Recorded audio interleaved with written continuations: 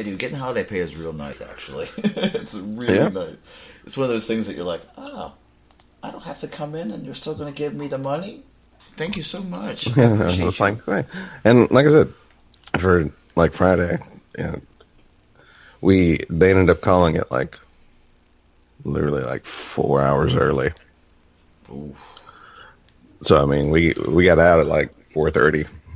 Where I normally get out at like 6:30, 8:30. So yeah, but like I said, with 8 hours to cover, there's no issue. Yeah, we were supposed to get done early. Like they said, when we're done, you're done. Yeah. On Christmas Eve, and I had a fantastic dinner to go to, and oh man, let me just tell you how mad I was that it took them 8.5 hours to do one of the easiest days I've ever seen. And then they wanted to get mad at me because yesterday I was like, I'm not running. And they're like, come on, man, let's go. Come on, it's the holiday. It's New Year's Eve. And I was like, I give less than 0 fucks about your New Year's Eve plans. I'm not going to lie. I don't care. And they're like, dude, that's fucked up. Come on, man, it's New Year's Eve. I'm like, I don't care. And they're like, deal with it. Yeah, and the best is they were like, dude, really, you think like a couple hours is going to make that big a difference? I said, yeah. Also, I don't care. Remember when I wanted to go home for my holiday? Remember Christmas Eve was this week, and then you guys decided you didn't want to do nothing? Yeah, man, guess what you get? Nothing. And they're like, come on, this is ridiculous. You're doing this just to prove a point. I was like, oh yeah, I'm telling you. Yeah, it's like, completely. Yep. Do you get it yet? Yep. It's like, yep. You see, the thing about me is, like, I don't know how your timing is for the gig. Like, do you guys have like a percentage you have to hit, or is it time based? For us, it's basically it's time based for us because we have a percentage goal like in our machines, but they don't actually like go by it. Then we have 2 different like roles at each door. Okay. Because we have 3 loading doors that so right now 2 of us apiece work at, and we have like I said, there's basically 2 roles, and we have a puller, which they basically more focus on actually pulling the orders and getting them like to the aisles, and then we have the loader that they focus more on like getting the totes from other departments, getting the cigarettes, getting them to the pallets, stacking the orders that have been pulled onto pallets.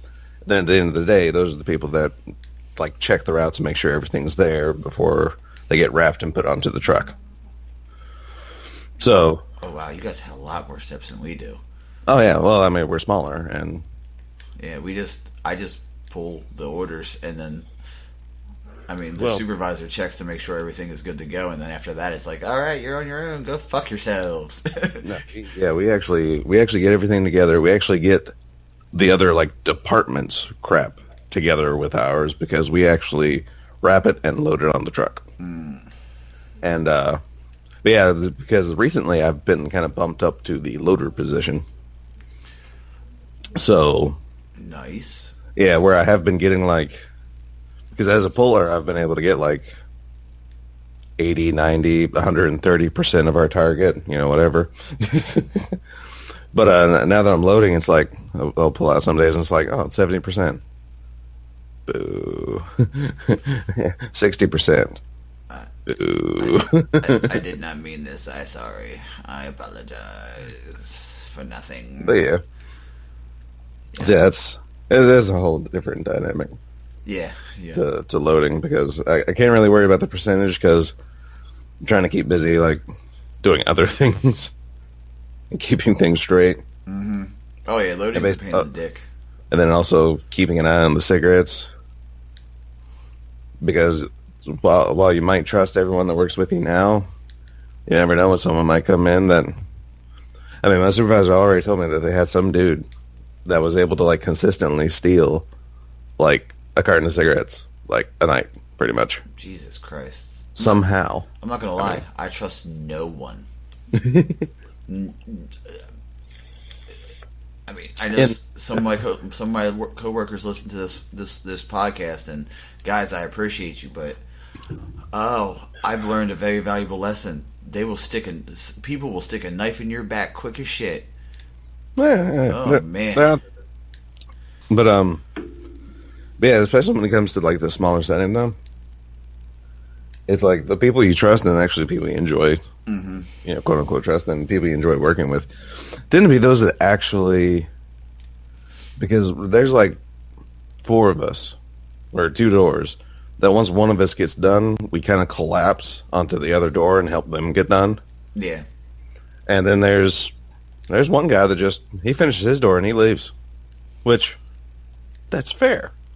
You know, I mean, he's paid to do his door as he sees, and he bolts. He's not lazy. Or, yeah, they're not lazy because, I mean, they do their door well, and they keep it, you know, kept up and maintained. But like I said, all they do is their door. Yeah, I understand your point. I get that, but God. Oh yeah. Damn, that's a dickhead move. It is, and no, you know, nobody, you know, but it is what it is. Mm-hmm. It doesn't help. He's like 19, so or like it's bad because he's like 19, but he has like a few years experience there. so he's actually young, but actually has like some position of seniority. Oh wow! Which is a horrible combination sometimes. Yeah, it's a horrible thing to have when you're young. You're like, hey, what's the greatest thing in the world? Oh, to be 19 and have just a little bit of stroke. Just a little bit of seniority. Right? What am I going to do? I'm going to be a dick, is what happens. Yep. Oh, man. Yep. Yep. Oh, man, so, what do you say we talk a little Destiny, man? What do you think? We certainly can. I mean, I as you know, I'm on Twitter a lot. And yes. I mentioned and I saw you put that you had a lore thing that you want to talk about. No, I have a lore thing. I mean, I don't know if you want to start that first. You want to talk about the gods of Mars? I'm sorry, hold on. Let me make it spooky. The gods of Mars. The gods of Mars. The gods of Mars. Okay. A very epic sounding. That was a good DLC. One. That was a good one. But it's actually tied in somewhat with that. Have you written down information about Gods of Mars, per se? Because I forgot to. I have it somewhere saved. Yeah, like, I know it. Welcome to the RngCast, where we don't write shit down. We just kind of have things saved in our phone. Oh, speaking of actually saved in my phone. Oh my god. Chris Barrett is one of my favorite people in the entire world. Because also, like, lurking Twitter between orders and when I do have some kind of downtime, I saw one of the normal, like, complaints about Destiny. Oh. But apparently someone had responded to Chris Barrett. He made mention that they're still working on a long-term solution for vault space, which is actually the first time I've heard somebody actually mention it. Mm-hmm. But yeah, somebody responded to him as like, as a computer program, I have no idea what the holdup is on that issue. Literally not that hard to fix. 3 minutes. Tops.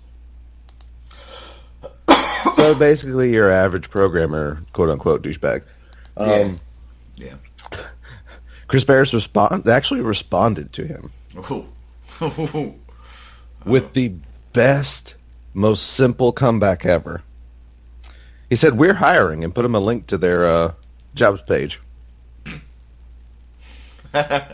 Bravo, Chris Barrett. Bravo. I know. It's like... I did find it now, by the way. Okay, good. Because I wanted to... Because, like I said, I know the Gods of Mars leak, which apparently has been leaked twice. Yeah, it got leaked on the Japanese PSN.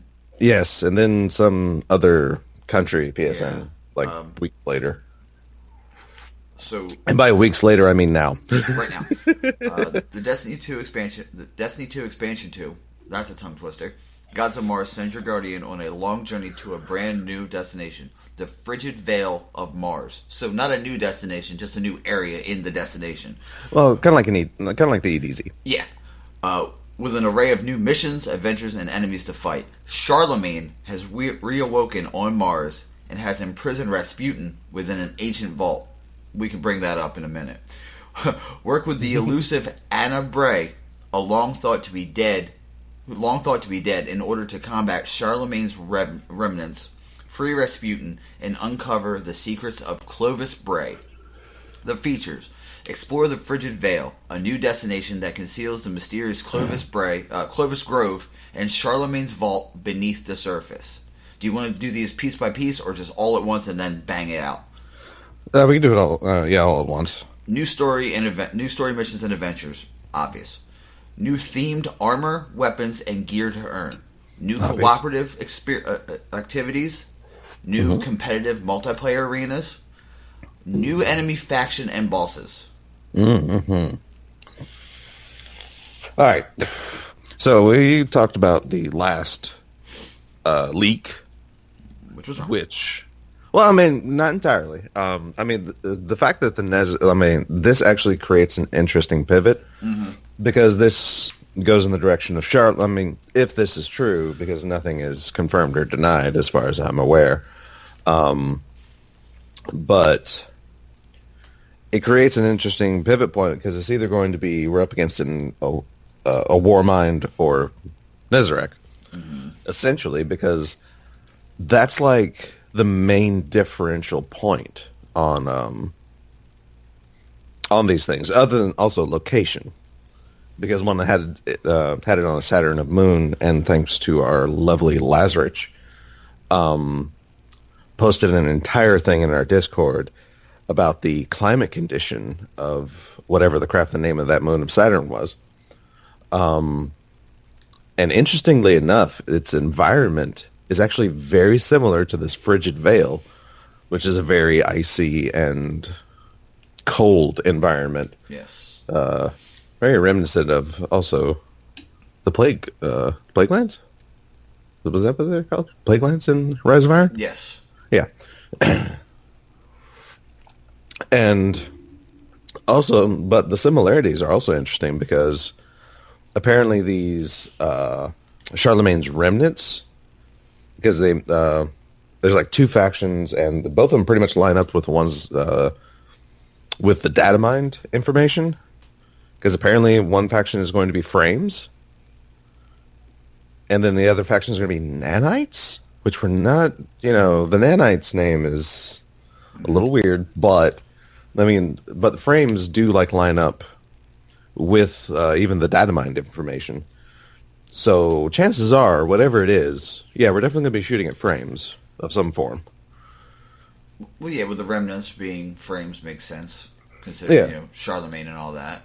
Yeah, I mean, it's how I'm sure people have pointed out, but it's also how Rasputin was fighting off the Iron Lords at first. Using frames. They were with frames. I mean, while they were trying to seal off Siva in the bunker, or the main Iron Lords were in the bunker trying to seal off Siva. Charlemagne was fighting like the Iron Wolves and crap with frames. So that's not, it wouldn't be out of the norm at all. It would actually make a lot more sense if it was Charlemagne. But one thing that got me to remember things, because I've had this idea floating in my head for a long time, but I've never had the pieces to really connect any dots. But the interesting thing is what some sources say Charlemagne's moniker is, because it's I want to say it's Charlemagne, the mind of corruption. or I'm wanting to say that's the wording, but it's definitely within that ballpark. It's something with mind and corruption. But yeah, there's another faction that calls things minds. Oh yeah. And they're everywhere, especially now in D2. I mean, they're freaking everywhere in boss names. Vex. Yeah, the Vex use minds, and it's very interesting because on an adventure in Io, it is Io, yeah, because I think it's Asher. Is it? No, it's not Asher. Yeah. On Io's Asher, yes. Yeah, I think it's adventure on Io that they tell us that the war mind. Well, there's only one war mind, but we do know that there are different names attached to the war mind. Especially like just the fact that, names like Rasputin, that is a serial number at the very least that is attached to things. Charlemagne is a serial number that is attached to things because, I mean, we know this much because of parts needed. What was that exotic quest that had you chasing Warsat public events on Mars and the Moon and Earth? Sleeper Simulant? Yes, it was. But yeah, that was actually the first indication, other than pre-release Bungie material, that Charlemagne even existed, because the Warsats on Mars had Charlemagne's like serial number, we'll say, and but yeah, going kind of back to the leak though, Charlemagne's vault is another interesting thing, because that was actually something that they wanted to add in Destiny Vanilla. Because didn't we go to Rasputin's vault? Against Omnigul? One of them, at least. Yeah. I mean, but yeah, that was Rasputin's vault. But no, Charlemagne's vault was going to be some kind of activity where you could find Monte Carlo. Now, that's the only reason I know about Charlemagne's vault, is because that was going to be where, like, Monte Carlo was hidden. Like, that exotic was in Charlemagne's vault. And that was like when they were early talking about Monte Carlo. Like in some of the, like, the, pre-release stuff. Mm-hmm. But of course, when the game came out, no Charlemagne's vault. And no mention of Charlemagne ever again. Up until... Right now. Well, yeah, up until, like, I think something may have been mentioned to D2, but yeah, definitely it was Sleeper Simulant Quest that even confirmed, like, Charlemagne was still a thing in this universe. But yeah, so back to my ponderings is very interesting, because Charlemagne, to have a moniker known as the Mind of Anything, is very interesting, because it puts him very similarly into things with the Vex. And we know the Warmind network and the Warmind project, and the fact that somehow it's like we studied Vex to make the Exo. At least one of, like, the lore theories. The information isn't entirely clear. But very interestingly enough is, what if the Vex are truly a paradoxical thing?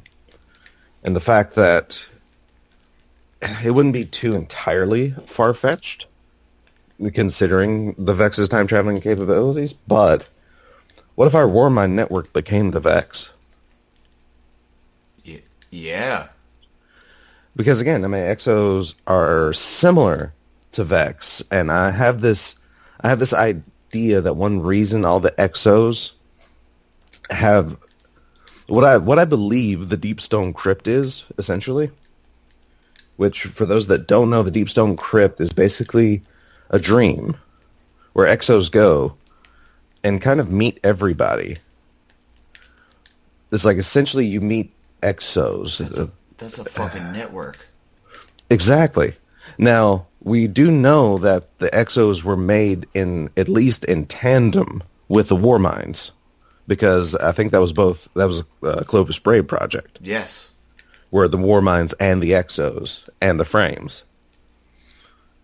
So if they were actually, if the Exos were literally connected to the war minds as like an extension of them, it would explain the Deep Stone Crypt. Like that severed connection could be why they keep dreaming of this place. Central location. The Deep Stone Crypt would actually be the war mind core, or like central programming that tethered everything together, but now it's broken.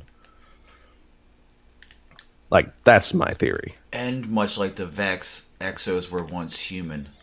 Exactly. Because Cave talks about remembering his human life. Yeah. So, I mean, it would be interesting, like, if, like I said, if the Vex were actually started by some kind of time-traveling, paradox-making war mind route. Yeah. Oh man, that would be crazy, dude. Because I always thought that Deep Stone Crypt was like a default debug system. Yeah. Because their consciousness downloaded into a new body, and as we know from the number is how many times they've been reset or rebooted. In essence, their mind wiped, their memory purged. Debugging is how I took it. Oh man, yeah, that's interesting. That it could just be them trying to reconnect with to the war mind, to the host network programming. Exactly, yeah. And it, like I said, it would also explain why they see like other Exos and just everybody and all these people that they have and have not met. So I mean, it would make a lot of sense because there would be a lot of those echoes in the system. Because I mean, as some know, I mean, when it comes to programming, I mean, I'm no programmer myself, but I do know enough about programming to know that, or at least know enough about technology that information doesn't actually get deleted. Like a lot of the times it can be like recovered, and it can be, things can be done. Even if it's like completely purged from a system, there's possibilities that fractions of it can be recovered or fractions of it are still in the system. And this term may have, because it's a ghost in the system, essentially. Mm-hmm. And that's kind of what, it'd be hilarious if that's like the ghost in the shell thing. Yeah. Like I said, because you're not able to actually get rid of information, like purely. So, of course, this host network, or at least from their end, would still have like this remnant phantom information about other people that they were also connected to. Like I said, this has been, I didn't know how to connect it before D2, and then the adventure pretty much gave us like a hint at the possibility. Mm-hmm. And then, like I said, this, like the Mind of Corruption, it just reminded me, it's like, oh yeah, I had a thing where I thought like Exo and Vex were like basically cousins. But would you consider the Exo to be like I don't want to say the caveman or the Neanderthal version of the Vex, but basically like the less perfected version, like, right? Like super precursor Vex. Yeah.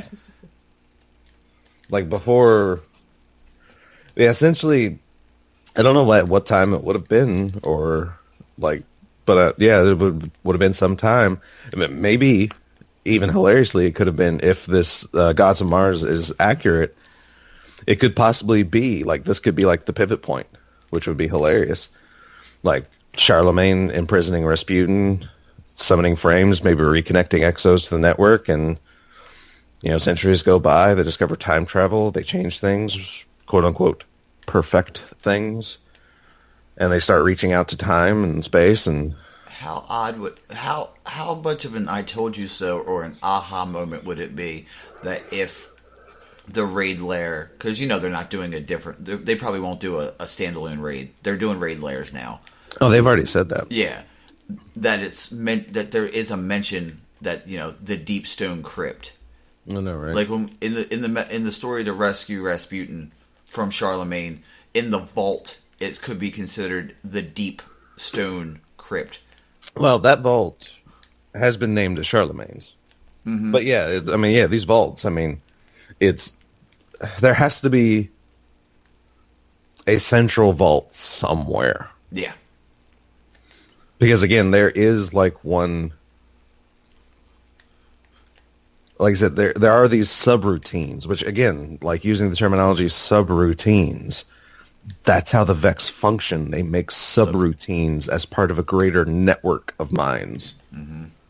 So I mean, everything like connects everything weirdly. Lines up. Yeah, everything lines up real weird. I mean, it's solid enough to say, yes, this could be a thing. But at the same time, it's like, or Bungie could completely ignore it. I mean, it's, even if everything connects and everything lines up, and even if Gods of Mars comes out and it's all true, mm-hmm. This type of theory has no support as long as the developers don't want it to be there. Yeah. And Bungie does love a good MacGuffin. You know they do. They do. And it's like, that's why I wouldn't be surprised, but like this is basically trying to predict a series of writers. And it's like, they could go this way and they might not, but if they do, I'm going to feel real good. I'm going to feel real good about myself. Because I connected the dots. But that, and I'm sure someone else out there in the lore community has, because disclaimer, I have absolutely no connections to the lore community beyond like following Handsome Dragon and Mylan Games on Twitter. Yeah, that's my pig. Yeah, that's my connection to the lore community. Mm-hmm. Oh, in essence, that's my connection is, man, I really hope dragons show up sometime. That's my connection to the lore. And like our little random conversations we have, like, hey man, wouldn't it be kind of cool? Like, yeah, it totally would be cool. That's pretty much my entire. Yeah. That's how deep my lore goes. I mean, I know a little bit about a lot of things. I'm a bard. What can I say? I'm a bard that multi-class into paladin, baby. Makes no sense, but it works. Trust me. Oh Lord, but yeah. So that's very interesting information. So we're gonna be battling frames, which it would be nice. I mean, also, considering it is another war mine, considering its frames, I mean, mm-hmm. It's definitely, if this is the way they go, we're definitely seeing a resurgence of Siva. Oh yeah, definitely. Yeah, like the nanites. Definitely. It makes. I know, right? Like that sounds like it might be some kind of. Like maybe the nanites are an excuse to get the splicers back.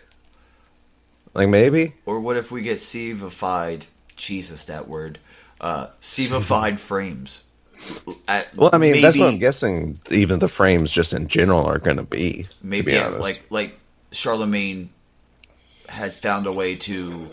I'm not going to say conquer Siva, but like. Maybe.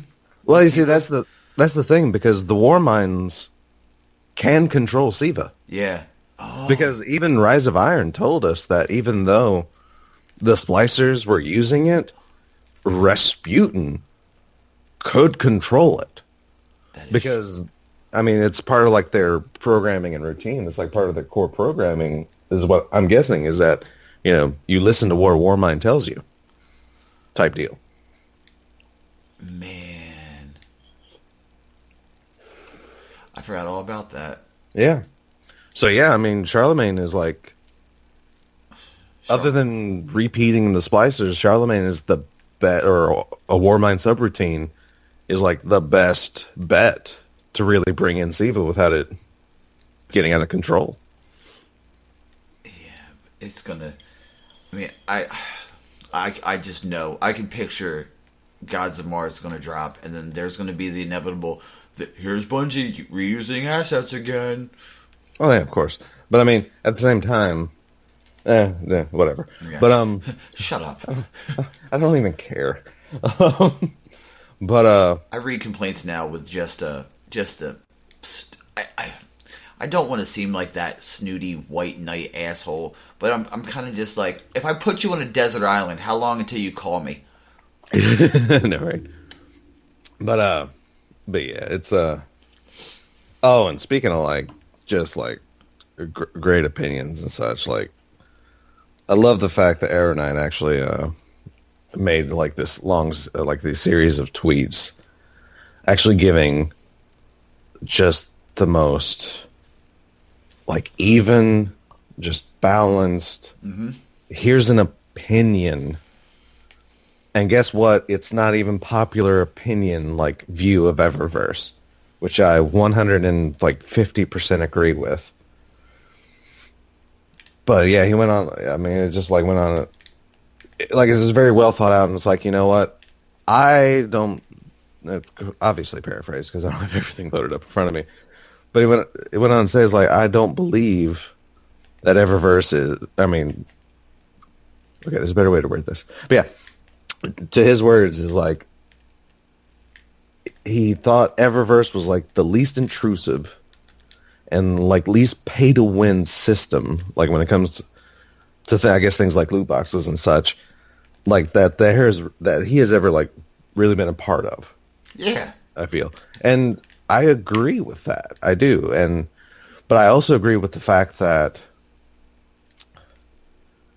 unlike Destiny 1, because Destiny 1, as you know, we've stated before, I mean, Destiny 1 has had some huge, glaring faults. Yeah. But that's the thing, because those huge, glaring faults were the things the community were behind to get changed. But the community was focused on those particular faults. As we've said before, D2 Vanilla is a better base. Not a perfect game yet, but it's a better base. So there's no really huge, glaring flaws that everybody can really get behind. Oh, I'm sure some, yeah. I mean, you're going to hear the people say, and of course I am playing the devil's advocate here. Let me just jump on that record right now and say that I am playing the devil's advocate. But I see a lot of, PvP is unplayable. Right. A lot of people complaining about how Mayhem is making PvP, is giving people false hope for the PvP section. What else did I read? That 4v4 is the worst thing Bungie did, and a lot of people don't like 4v4. I at first didn't like it. Now I do, if that makes sense. Like, do I miss the chaos of sixes? Yeah, of course. Who doesn't? I'm chaotic. It's you know what I mean. I like it, but it makes it. People are mad, in my opinion. Okay, I'm going to preface this by saying this, so calm down, Cheeto Fingers Magoo. If you're mad that PvP is unplayable, it's because you thought you were a Slayer, and you realized that 2 people can outplay you.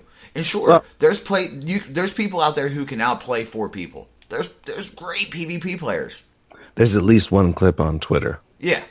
Of a dude, last guardian standing in a survival game, 1v4. He had to get 8 kills to win. Spoiler alert. He does. He got him. Yeah. And it was amazing to watch. I mean, you realize because of the smoothness of the clip, it is PC, but so? Well, yeah. That, obvious. But yeah, it's possible. I mean, yeah, it's a possibility. He's using the systems in the game, and despite whether you're playing PC or console, guess what? Those systems still exist. Mm-hmm. I mean,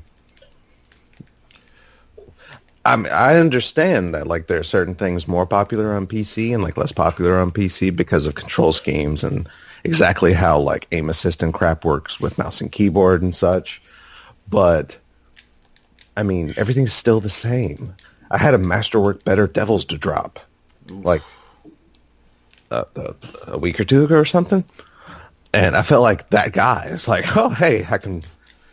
Here's my Masterwork Better Devils. Now I can go to PvP. Now I'll win. Hilariously, I actually first tried Better Devils like a Hankin really at all. Like, seriously, in Mayhem. Good place to try it. But by God, does it actually really feel really, really good? Like, my God. It feels amazing. I mean, I'm an auto rifle guy, and I picked up a Better Devils, and I was like, oh, yeah. Yeah, it feels like, especially after, like, whatever change they did to, like, the blue mechanic and such, like, it feels, Better Devils feels really good.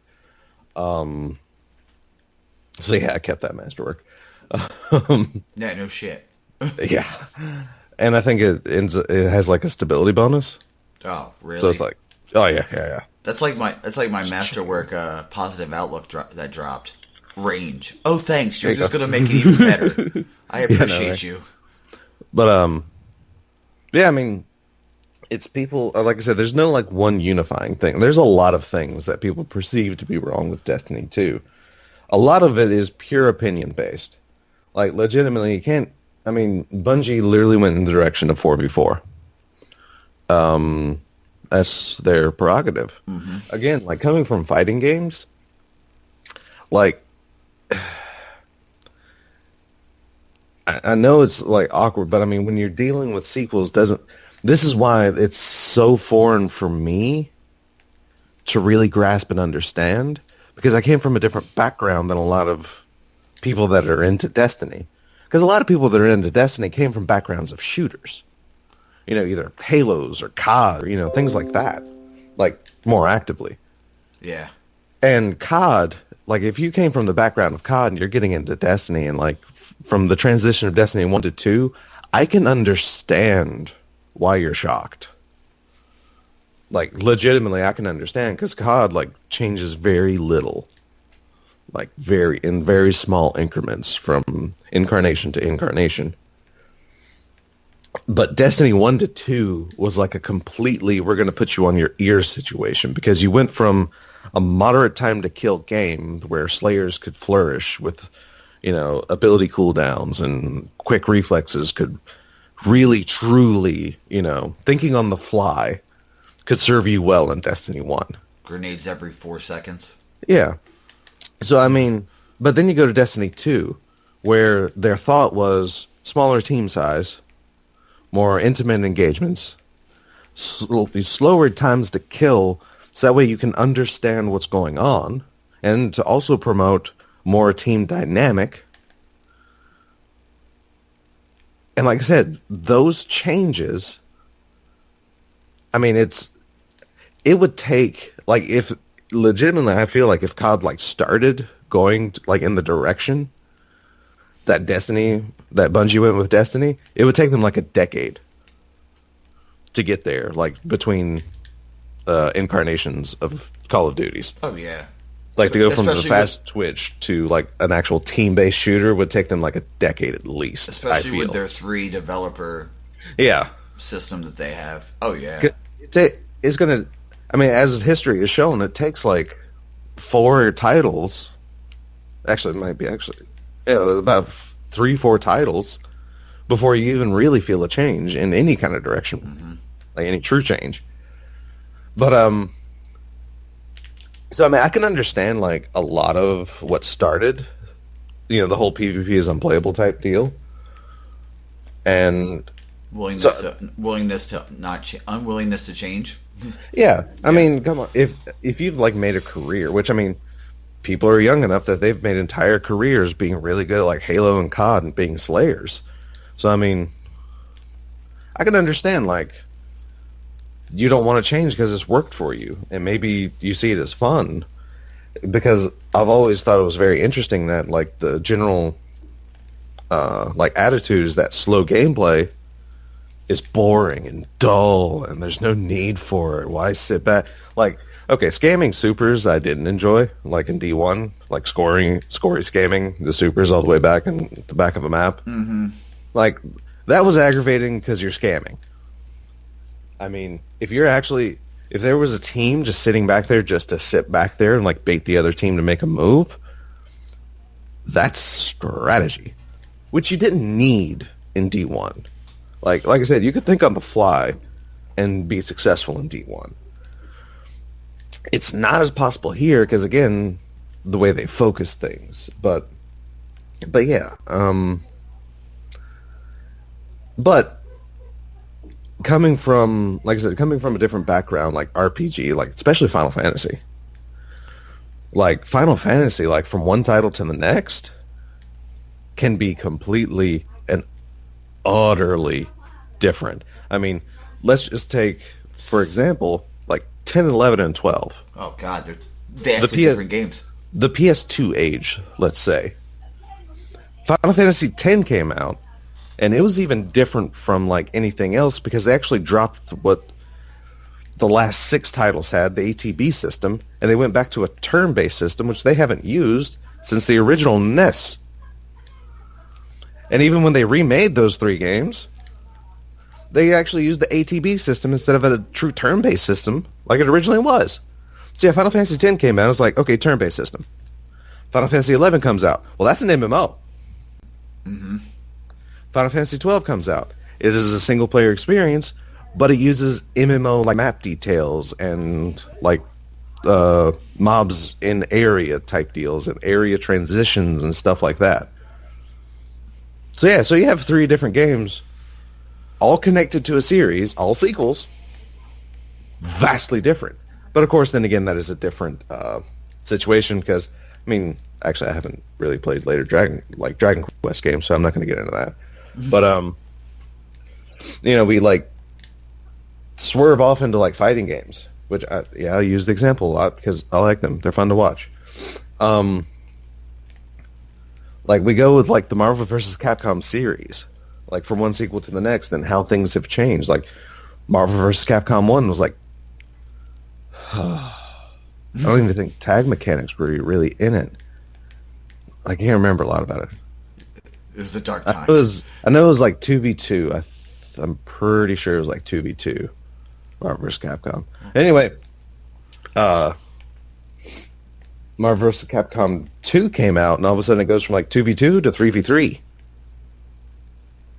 And then Marvel vs. Capcom 3 comes out, and you go, I mean, it's still a 3v3, but then like there's mechanic changes, there's different changes, there's like a comeback mechanic with the X Factor. Characters are dropped out, characters are added in, are shuffled and situated, and then all of a sudden Marvel vs. Capcom Infinite comes out, and they're going back to a 2v2. Again, characters are left out, characters are changed, characters are shuffled. It's what we got used to in fighting games. Because I've listed the difference between Mortal Kombat 9 and MKX, and the differences between Injustice and Injustice 2, which, from what I hear, that's not too horribly different. But I heard it's good though. Oh yeah, it's like really good. Especially like their whatever they did for the facial animations and the story mode. Oh my god, Injustice 2 has to be like one of the prettiest story modes like ever. Like looks amazing. But anyway, but yeah. So I mean, I guess I've just gotten used to change, and like because I was a Sector Cyrax main in MK9, and then MKX comes out, and it took them like a year and a half, 2 years to add my mains back as DLC. I mean, I had to adjust until then. I had to find other characters. Sector and Cyrax? Oh yeah. Hilariously, they're actually the same character. Oh, were they? It's a combined like cyber ninja character called Triborg. Oh, okay. And because MKX uses a variation system, which was ingenious, but again, like a drastic like departure of anything they've ever done. And the fact that before the match you choose like essentially you choose like a style for your character, and that style like changes. Like certain special moves around and certain properties gets changed around.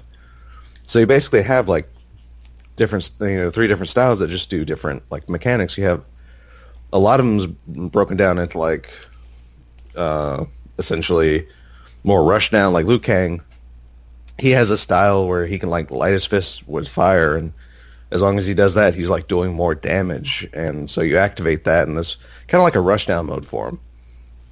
And then he has another variation, I think, that does more, like his fireballs do more damage or something like that. So it's more of a projectile gameplay. Okay. And then he has another variation where he changes in between, like, yin and yang. And, like, when he's in yin, he can heal himself. And when he's in yang, he has these, like, zone-controlling orbs that explode after a set amount of time. So that's kind of how like most of the variations in MKX go down. It's like you have a projectile base, like a rushdown base, and then like this weird gimmick, like that each character kind of has. And so they released Triborg, and Triborg, like all three of his variations, is Smoke, Sector, and Cyrax. Oh, okay. That's pretty cool. I'm and not then, gonna lie. And then with a hidden variation, that's Cyber Sub-Zero from MK9. So Triborg is actually the first character that have 4 official variations. But yeah, they DLC'd him, and he came out in like Mortal Kombat XL pack, which was I think 2 years after MKX dropped. So it's like I've lost hope. I'm getting used to the game. I'm just doing the thing. It's all of a sudden here they come. It's like, oh, my babies, finally, my babies.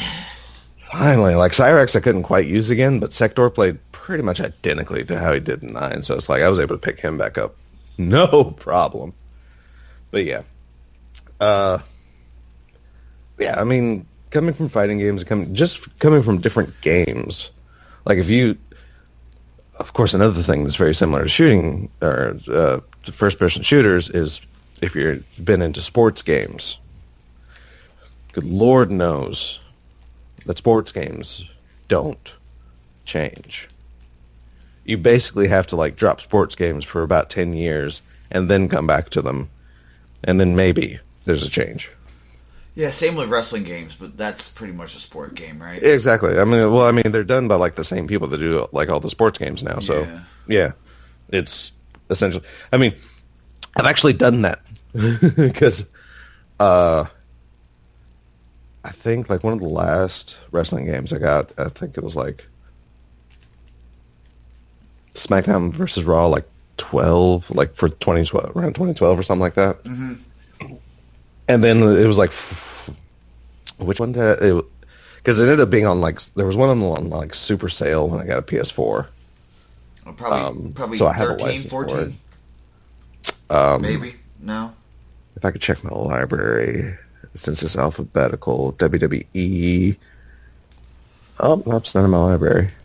All they do, I mean, I have a friend who is super into the wrestling games.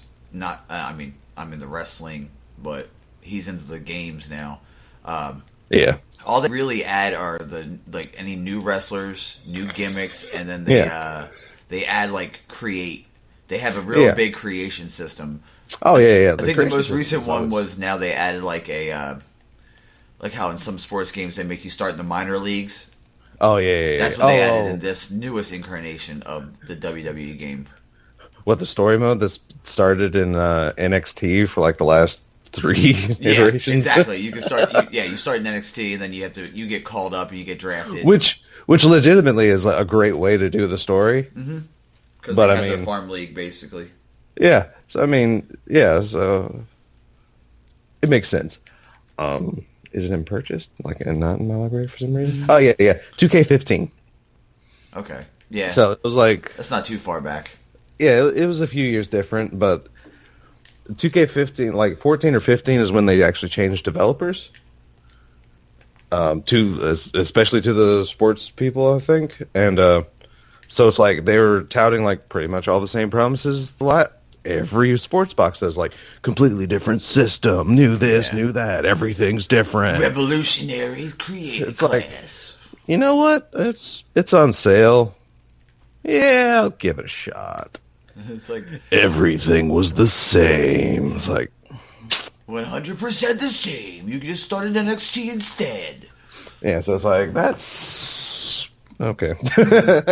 That's fair. So yeah, so I had to. That was the last time I was like, I'm. Fool me once. Yeah. Fool me once, WWE. It's like, and now at the point in time, it's like the graphics aren't even that great. They don't even keep up with like the generation standards, really. No. So like, it's like, yeah, seeing like this glossy, I've been sweating for 3 hours, but yet everything's still the same kind of look. Like, I'll pass, thank you. But yeah, so I can understand, like I said, the majority of like where things come from, but it's still sad. Mm-hmm. So, sticking with the whole leaked stuff, what PvP maps do you foresee? I definitely see an ice map. Obviously. Oh, there's gonna be tons of those. Yeah. Get used to ice, because it's going to happen. Probably one in, like, a Clovis Bray facility. That would be cool. Which, I mean, we could probably see I don't want to say a remake. I want to say a reimagining. Because reimagining is way nicer than remake. I can see a reimagining coming back. Oh, for sure. But, I mean, exactly. Which one would be a fun guess? Anomaly would be cool. Yeah, Anomaly would be good. Yeah, that makes sense. And with like a frozen, yeah, exactly. Because, well, I mean, we do know that Clovis Bray is responsible for the war mines. Mm-hmm. So Clovis Bray could very well be this Seven Seraph architecture. I mean, we haven't seen it yet because we've seen a Clovis Bray facility because on Mars there's literally the Clovis Bray facility. Yes. But what I think that is, I don't think that's a lab. I think that was like an office building. I think that was a face. And it could very well be that the Seven Seraph is like their lab stuff, you know? That's a good pool. That's a good pool. Yeah, that could be a thing. It makes sense. That's my thoughts. But that was basically like, and that was like Nickelodeon Studios, the front building, but it wasn't where the slime is held. Exactly. But you know they got to make it somewhere because they dumped it freaking everywhere. Listen, if there's any kids listening, number one, what are you doing? Number two, well, thank you. Number three, back in the day, Nickelodeon used to dump slime on everybody at random times. There were also really cool shows like Global Guts and was it Remote Control? I think so. And Legends of the Hidden Temple, which, by the way, isn't a movie. It's a show. It's like a game show, kids. By the way, you always want to be Silver Snakes. Nick Arcade. That's what it was. Remote Control is a movie. Oh, okay. But yeah, Nick Arcade was a cool premise because, like, at one point, it was all right, in the 90s. It was, get this, in like the 90s. It was Nickelodeon's versions of popular video games just with different skins on them. Well, I mean, here's the thing, though. It was a game show around playing video games in the 90s. Mm-hmm. Like, holy balls. And that was like, and Nickelodeon wasn't small then. And so it's like, when you think about that, it was almost like ESL before ESL.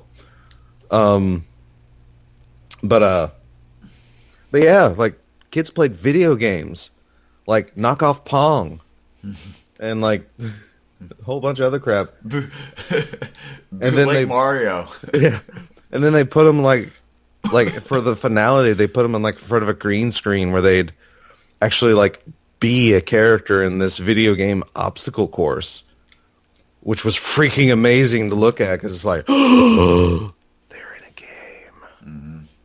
Because, you know, your little kid mind just can't quite wrap around like it's a green screen. They're not actually there, but you're looking at it, it's like, oh, they're there.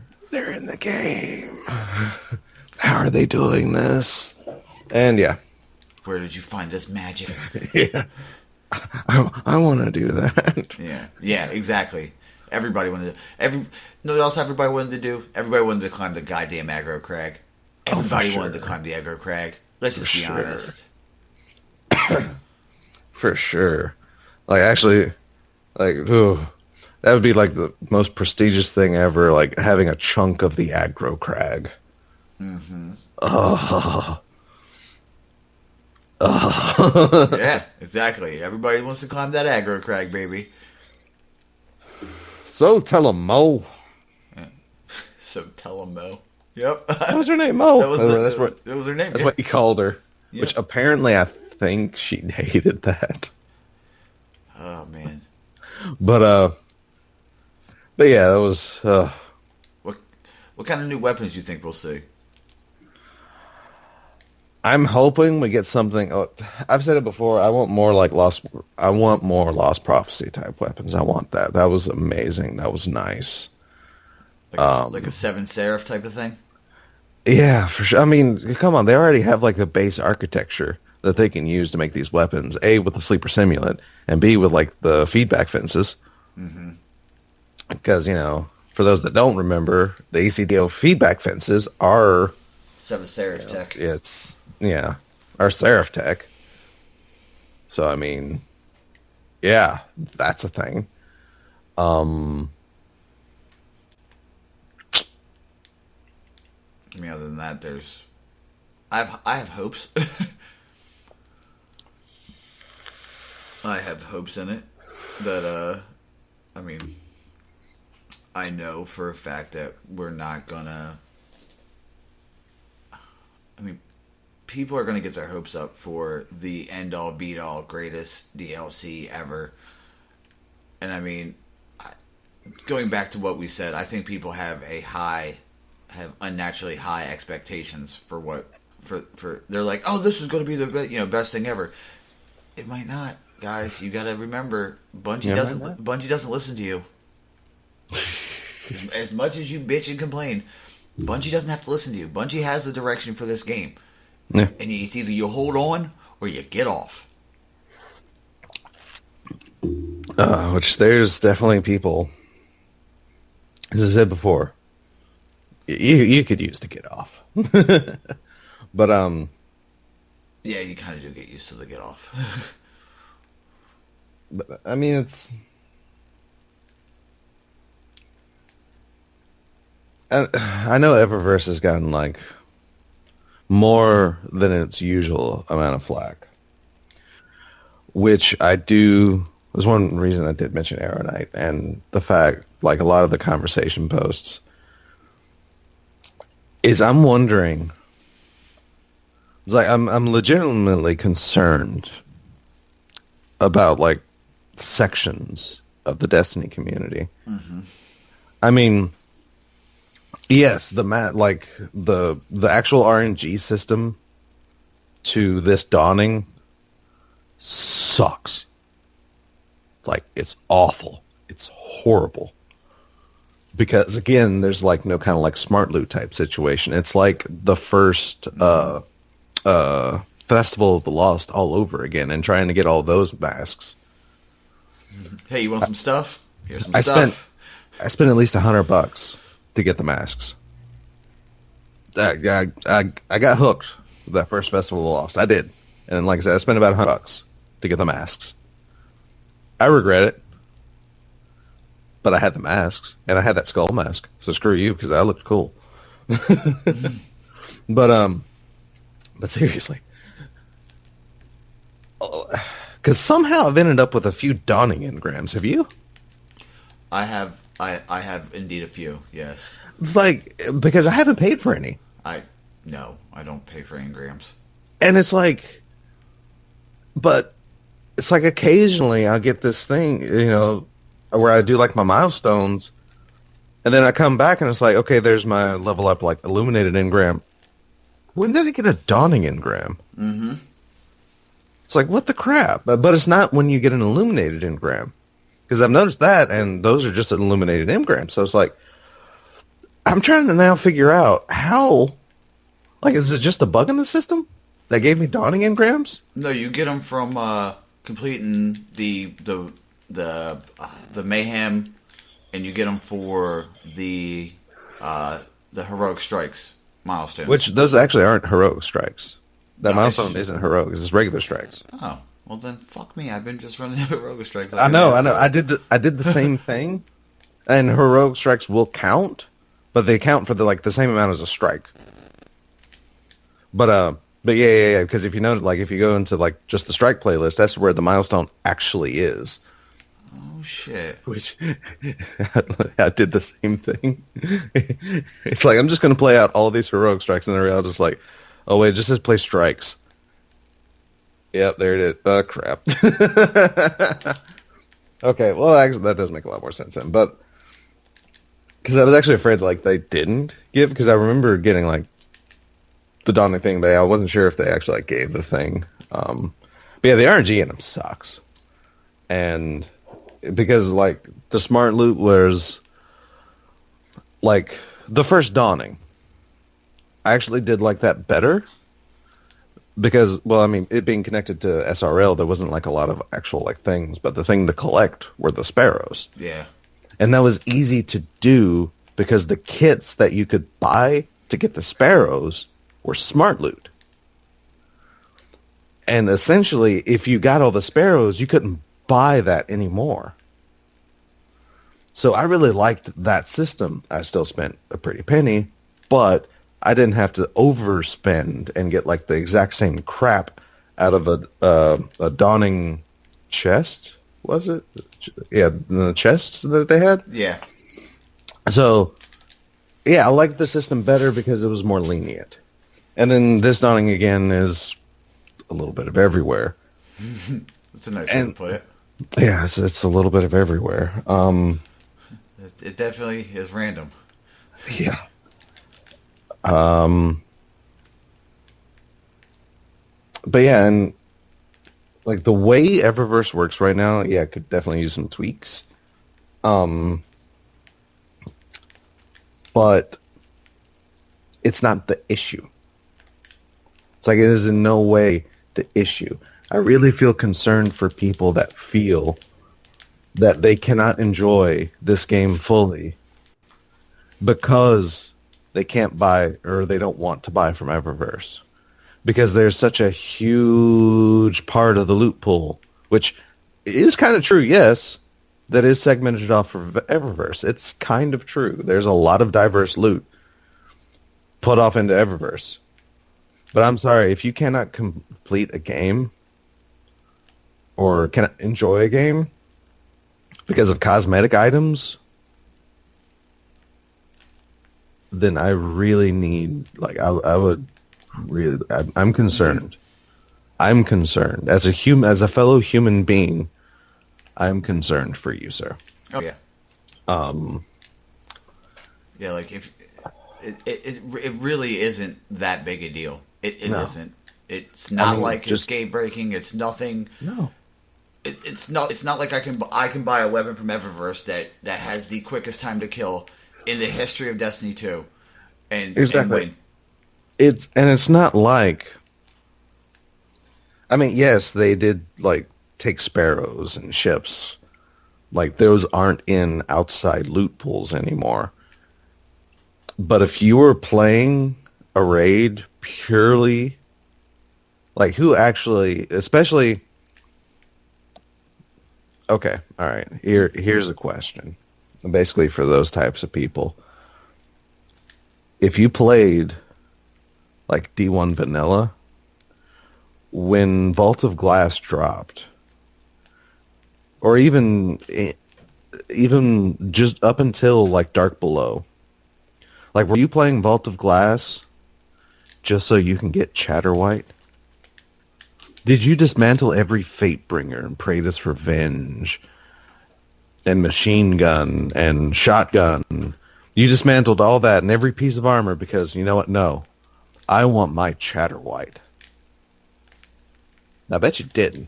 No, for sure you didn't. Because who really cared about Chatterwhite? I mean, Chatterwhite's nice, and it was great, but I ended up with like 20 of them because of how many raids I ran. And it became really weird that it started to not drop constantly because every time I completed a raid, I had a Chatterwhite drop. And then a lot of people, like, it was sometime in either Taken King or Rise of Iron, we were doing this, like, there's no Chatterwhite. It's like, wait, why is the Chatterwhite dropping? It's not even dropping for me anymore. That's weird. Yeah. I wasn't losing sleep over it. So, I mean, yeah, I wasn't playing, like, you know, Crota's End for his shaders. And they kind of looked like poop anyway. I never got any of the Crota's End ships or sparrows. Never. Did I lose sleep over it? No. What do I miss getting out of Crota's End? Well, I mean, that's obvious because I never got a Black Hammer. So, I mean, I miss getting that. But, I mean, yeah, I've missed sparrows. I've missed, like, the new sparrows added to the moments of triumph stuff, I didn't get them because I didn't care. I wanted to get all the exotic adept raid weapons. And I think I did.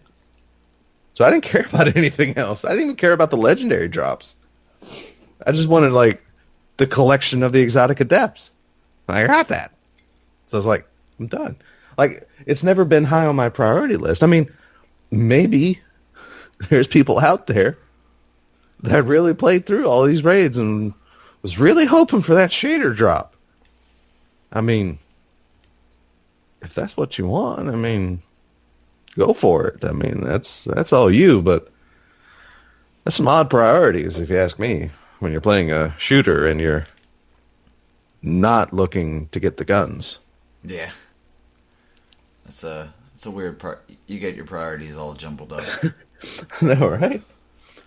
But I mean, and then there's this other subsect of people that are claiming that Eververse is making them buy engrams and spend money.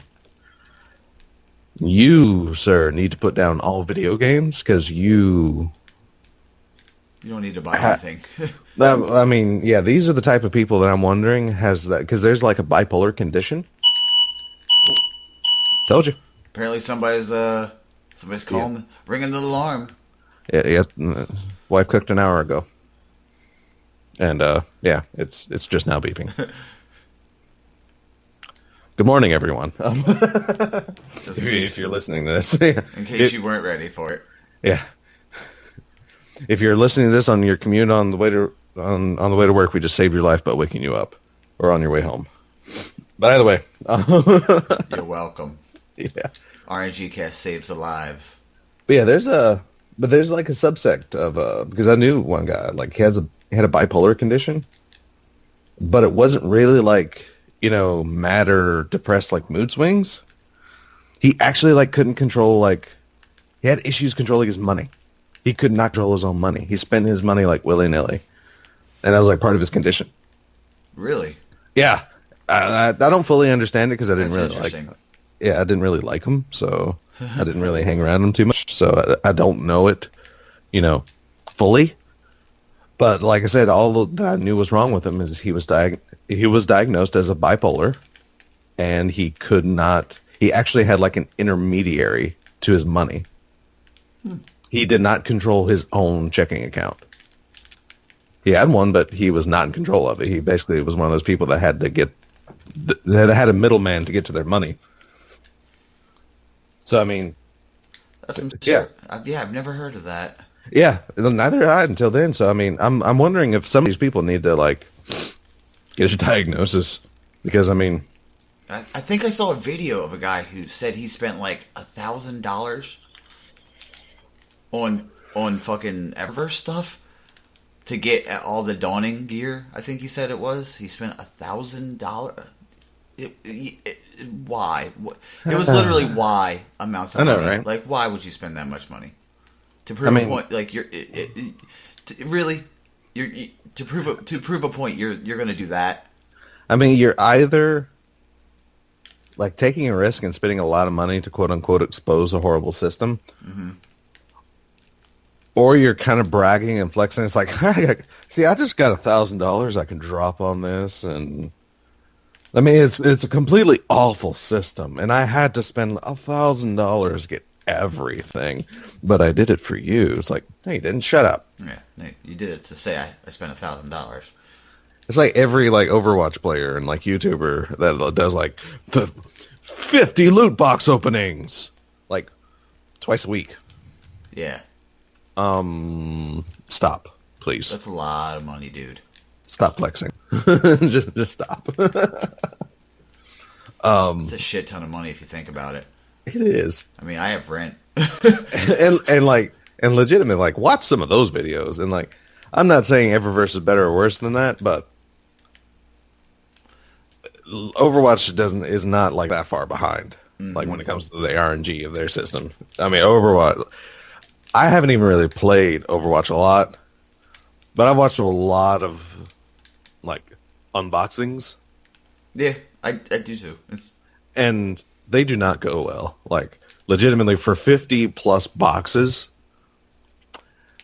they don't really go that well. You might get 3, I think they call the gold legendary, maybe, as far as I've seen, in like worst case scenario. 50 boxes, 3 really cool skins. Yeah. That may or may not be for the people you play. Oh, yeah, because you also have to worry about that little bit of fun shenanigans, huh? Exactly. I mean, any of these hero shooters, I mean, even Paladins is guilty of that. Mm-hmm. If you get a card or something, it's like, oh, you really, really want it, but guess what? It's the same for a character you play. It's like, crap. Right. Same with skins. Exactly. Like, you can get the coolest skin in the world, but if it's for a character you don't play, you are shit out of luck, sir. Well, either that or you learn how to play them, or at least try, which I'm guilty of that. Oh, yeah. Oh, hey, I got a cool skin for this guy. Let's go into casual. Yep, that's how I learned how to play Kinessa. But I mean, I got that cyber skin of hers. Nice, I was like, nice, yep. yeah. And I was like, time to play me some Kinessa. See, I mean, there's like legitimately people I'm like concerned about though, like with these complaints about Eververse. But at the same time, like I've said, it's not that I hate Eververse. Because I don't really see a problem with Eververse. No. I see a problem with like the RNG system of Eververse. That does suck. But I mean, to find it hilarious that people are like on Twitter, it's like, you know, just to be sure, I do not support Eververse. Mm-hmm. It's like, so? Oh, cool. I mean, I'm about willing to bet you've spent like, you're the type of person that's laid some money down on like, actually, I don't even know if PUBG has any kind of like, I know Fortnite cosmetic. Does. Yeah, Fortnite has like some kind of loot box system. I'm not sure about PUBG, but we know Overwatch does. I mean, there's a lot of these people that play like those types of games, and it's like, I don't support Eververse. It's like, okay, how much money did you drop on Overwatch? Out of curiosity, you know. I mean, you know. I'm just tossing a name out here. How much did you spend? Yeah. So I mean, there's that ridiculousness that but yeah. So I mean, it's not that bad. It could be a lot worse. Also, if you choose to spend money on stuff, then okay, cool. It's your choice. Actually, it is regardless of what people want you to think. It's 100% your choice. It's totally your choice. And if you want to protect yourself from making a wrong choice, if your debit card or credit card is connected to your PSN, take it off. Yep. Just take it off. Like, there are ways to protect you from making dumb choices. Mm-hmm. I mean, I had to learn it the hard way myself. Because like I said, first Festival of Lost, I spent like $100. It's like, oh. It's also called a wife. It's also a very good way to protect you. Yeah, that's true too. To protect you from needless spending. It's called a wife. Exactly. But yeah, it's there's ways. If family, loved ones, good Lord, hand your checkbook to your mama if you have to. Do what you got to do. Yeah, for sure. Because,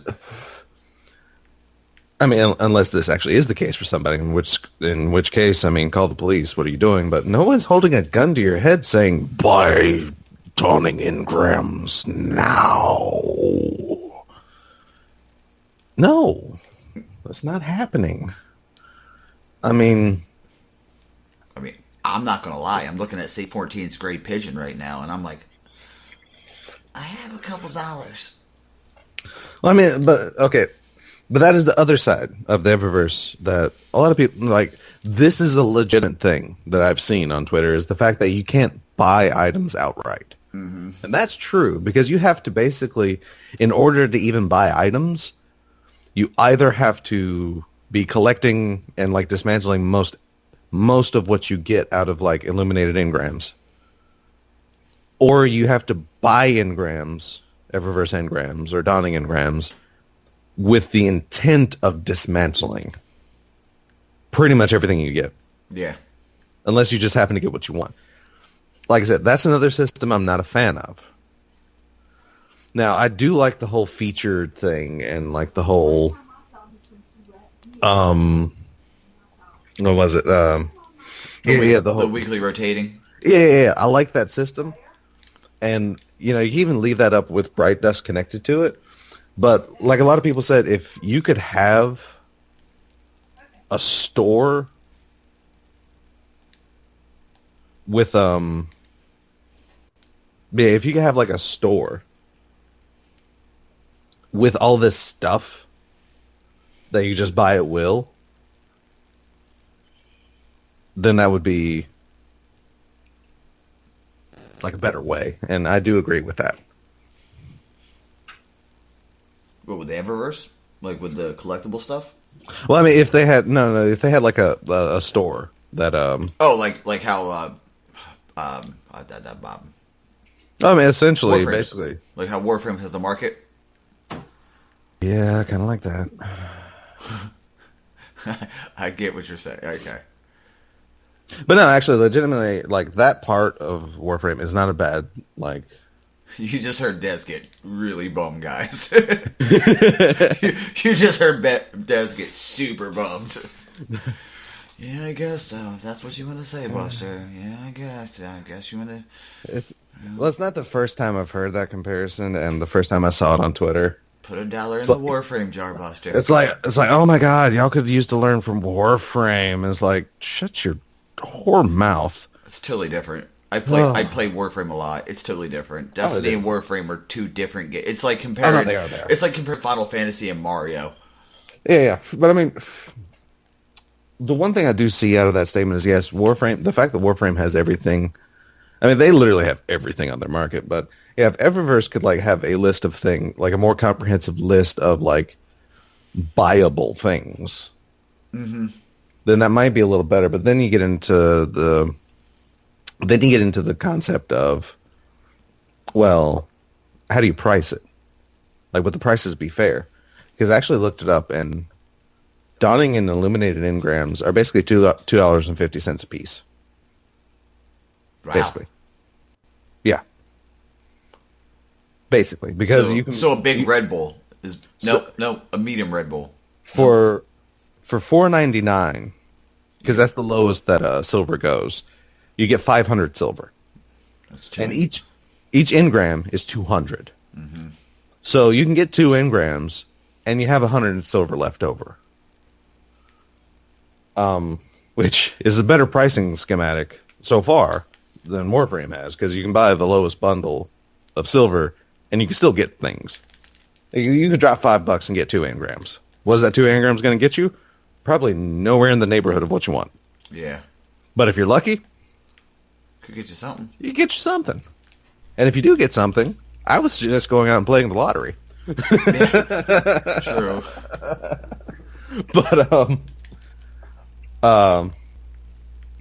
But yeah, so I mean, it comes to the fact that if they want to keep the engrams, how do you price the engrams with the items?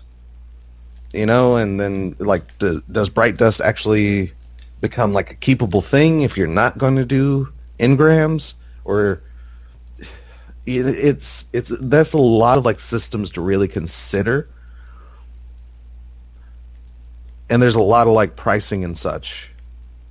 Because until I'm proven wrong, I'm sure Bungie themselves wants to keep things fairly priced. But then again, that may not be entirely in Bungie's control. Because, I mean, there is Activision. Oh, yeah. Also, do you think that Bungie or Destiny should have, like, daily rewards for logging in? Like how Paladins works? Warframes. Yeah. A lot of MMOs do it. I mean, I don't think so, to be honest. Because, I mean, you have enough... Warframe does have a daily login system, but, like, their mission system, as far as I know, there's no, like, real list of, like, dailies to do. There's, like... the alerts and such, but yeah. I mean, yeah, you have a lot of alerts, and, like, for the next 3 hours, you can grind this mission and do this thing. It's like, oh, cool. but they don't really have like a daily. And on the flip side, Destiny kind of has something like the alerts with through the public events, sort of. I mean, it's like apples and oranges, but they're similar. But I mean, but then Destiny has like your weekly milestones, and I'm betting a lot of people are forgetting you can do daily things. Like there's challenges that you can do daily that get you, tokens. But I mean, hey, more bounties than the bounty board used to give us. Yeah, for sure. Because every activity has a list of daily challenges, and then there's the whatever ICOR, so there's whatever daily focus challenges, like complete 5 Crucible challenges or whatever, and then there you go. Which gives you a stack of shards. So yes, I mean, I don't feel Destiny really needs. I feel that's kind of counterintuitive to how Bungie has basically made the game. Because, I mean, yeah, they kind of focused. They may have focused like on the tourist for D2 vanilla, and now they're adding now that the tourists are like thinning, like slowly but surely, like they can start focusing on the hard, or, what was that last tier? The hobbyists. Hobbyists, yes. So they can start focusing on the hobbyists. But I don't feel I feel the daily login is just kind of bait to get a tourist to come back over and over. Mm-hmm. But that's not Bungie's stated mentality when it comes to designing the game. They don't really want you to feel super pressured if you don't want to log into the game. So I kind of feel like a login reward might feel counterintuitive to that. Come back. I think. Yeah. I mean, that's my thoughts. No, yeah. I mean, I saw that and it popped in my head that I thought, because here's a Warframe story. Don't worry, I'll put $1 in the Warframe jar, I promise. Warframe does a daily login. It could be anything from credits to material to, in this case, a coupon for the marketplace for fucking 90% off. Legit. And I was like, oh, well, 90% off. I mean, I happen to have grinded my ass off. Surprise, surprise. Buster grinded. And I got Oberon, several sets of Oberon gear, the Oberon parts and Frost parts. So I, have been trading them. I'm not ripping people off. It's like, oh, do you want Oberon? Okay, cool. How much you want to give me? Oh, cool. 15 platinum. Whatever. I don't care. Because it's not being a dick. It's just I want to help. It's helping. Is how I look at it, right? Also, there's a way to help, not be a dick and help. Yeah. Just be sure, whatever. The friendly the friendly merchant, what I used to call it, system in the back in MMOs. Mm-hmm. Is you take a look at the marketplace and get a rough idea of what you're trying to sell, and cut the cheapest price basically in half. Well, one guy gave me after I think I did 6. I had 7 complete Oberon parts, and I had I mean they drop pretty easily anymore, and I was like, hey, I sold it to one guy for 20 or 30 platinum, and he was like, listen, go to this website, it tells you what people are selling things for, that way you don't mess up the market. And I'm like, all right, cool, thanks. And he actually then gave me the rest of what it was worth, and I'm like, see, not a terrible community. I appreciate this. So I mean, basically, most people a lot of people think in-game trading leads to a horrible downward spiral, and I mean, if done correctly. Well, I mean, there's only one way to do trading, but it's basically up to, because there's always going to be systems that are going to take advantage of people. Mm-hmm. There's always going to be these systems that's pay this. Well, I mean, Warframe can dodge that because you buy platinum with money anyway. It's a premium currency, so there's no reason, if you're going to buy platinum, then buy it through Warframe, because there's no reason to get like Final Fantasy 14, there are sites that you can go to and buy like in-game currency because there's no real premium currency. So you can like pay the site $20 for like 500,000 gil and just start being able to like buy crap and do things and like do that in-game trading because that's that. So I mean, so Warframe can effectively dodge that aspect of it. But yeah, like the marketplaces that, or the markets that actually evolve from these tradings, they're so interesting because they're so like organic and they're so, it's just cool because I mean you're part of like a literal, like breathing economy at that point in time. And like I said, being friendly, you usually cut like the lowest price in half. But I mean, yeah, for those, there are people that like will ruin a marketplace by taking something that's like really rare and expensive. It's like, oh hey, do you have it for plat? It's like, no, because then other people are trying to lower it down. Like the top people have to lower it down even lower, and it's like, like that's ruining like a marketplace. But I mean, I'll usually the normal competitive, just look it up, see the lowest price, drop it by usually 5 or 1, even 1. Somebody's like gonna buy it. Yeah, I've made sales. It's like, okay, I mean, for a lot of MMOs, like EverQuest had a marketplace, like an actual marketplace set up, and you can search the prices there. 14 has the same system or a similar system. So I mean, you can actually look in games like, okay, so they're selling it for this much, so I'm going to price it for 1 gil less. That way your name shows up on the bottom. It's the cheapest. There you go. It's interesting what you can learn about. You can learn a lot about economy. That way, like supply and demand. Oh, God, that's great. So, Des, we reached out since this is the last RngCast of the year of 2017. Happy New Year, everybody. Des, yes. Happy New Year, brother. It has been one strange ride, and I look forward to 2018 with you and the revolution. So I asked for topics and you know, ideas and questions. Munch is back, everybody. I love you, buddy. He said, topic.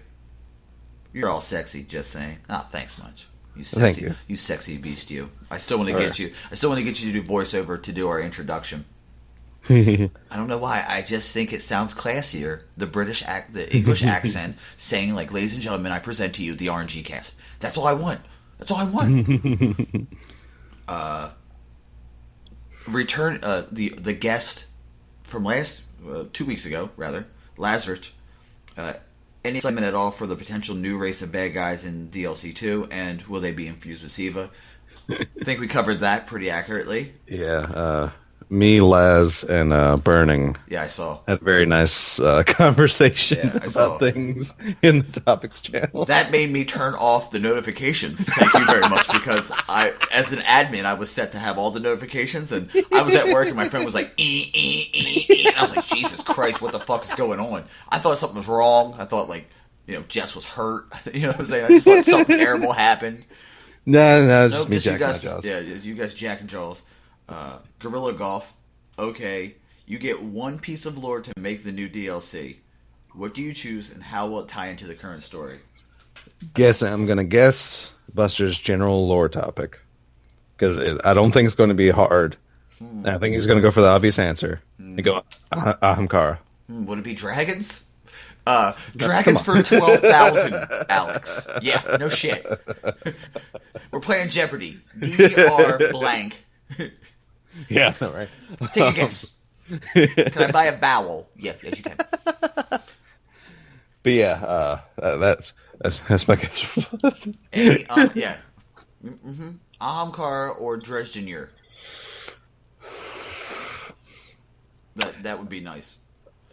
I would find it a little odd that every exceptional guardian from the past is still alive. I know, right? That would make me kind of, because somebody put, I did see a post that maybe Saint 14 is alive still, and it's just a simulation. And I'm like, yeah, but when you start getting into but this is just a simulation type deal. I mean, it's that I'm not like discrediting the validity of like hints and clues and such, but at the same time, it's like, don't go down that rabbit hole. No. Because I've already seen, like, before that, it's like, what if everything we've done is just a Vex simulation? It's like, stop it. Yeah. Knock it off. Lock it up. The whole, it was all just a dream thing sucked. That thing needs to shut up. But yeah, it's all just a dream thing. Just, no, stop. Because it's literally invalidating.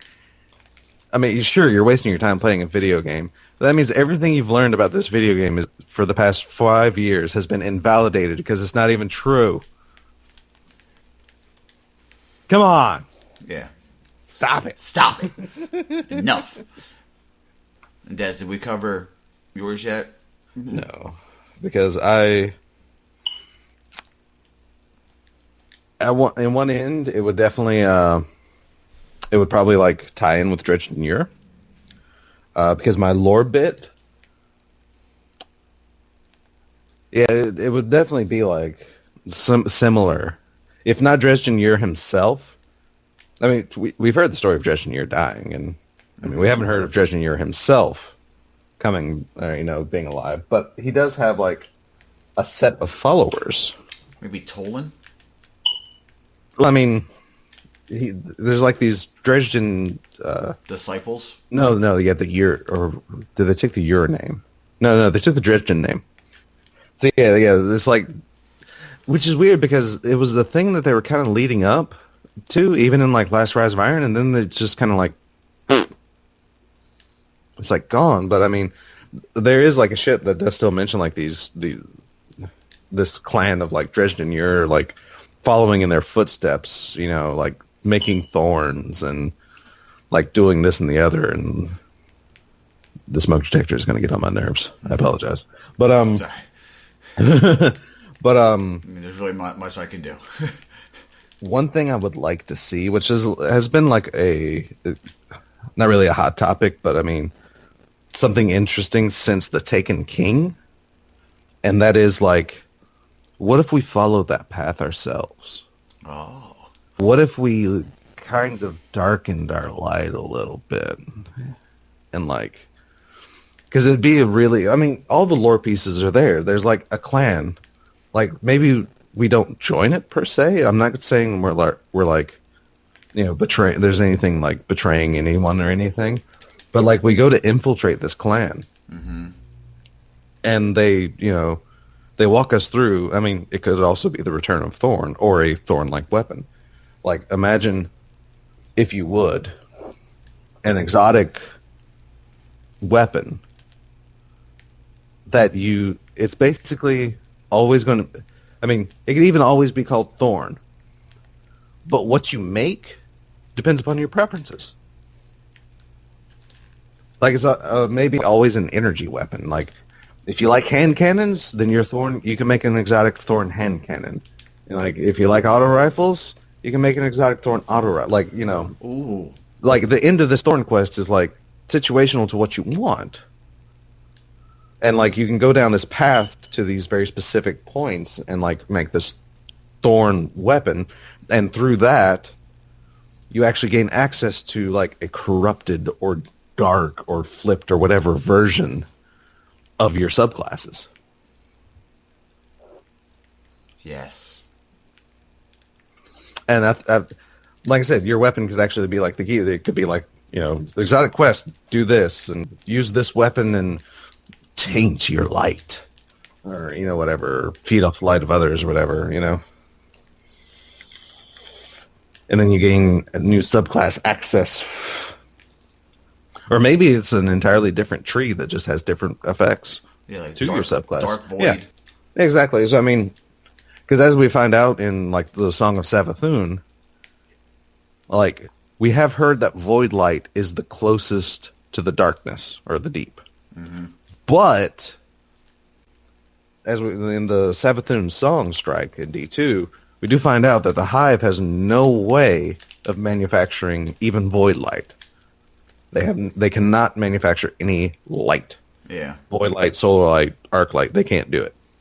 So they needed, basically the light of guardians to convert into void light. So, I mean, with that, but yeah, that's I wouldn't like I said, get like basically a corrupted path to your subclasses.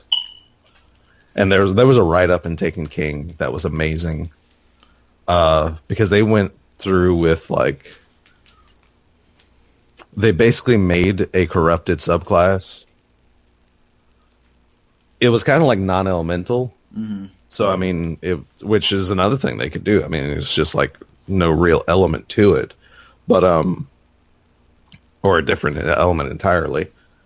But yeah, they were just like corrupted, like mock-ups of, character classes. Oh yeah, I think I saw those. Yeah. Spear. One of them yeah. Okay. Basically, the Titan became Scorpion from Mortal Kombat. Yeah, it did because he had like a rope dart, and just like would like one of the melee like choices was literally snatching people towards you. I believe it was called. I even think that they went as far as to call it "Get Over Here." I think so too. But yeah, those mock-ups were great, and like a lot of time went into them, and I loved the Hunter's jump ability was essentially like the capability of like making platforms in the air and running on them. Mm-hmm. Like that would have been like, there were so many good ideas there. Like I wish I could like I wish Bungie would like track this down and kind of implement that. But yeah, that would be my DLC. I don't know what you'd call it.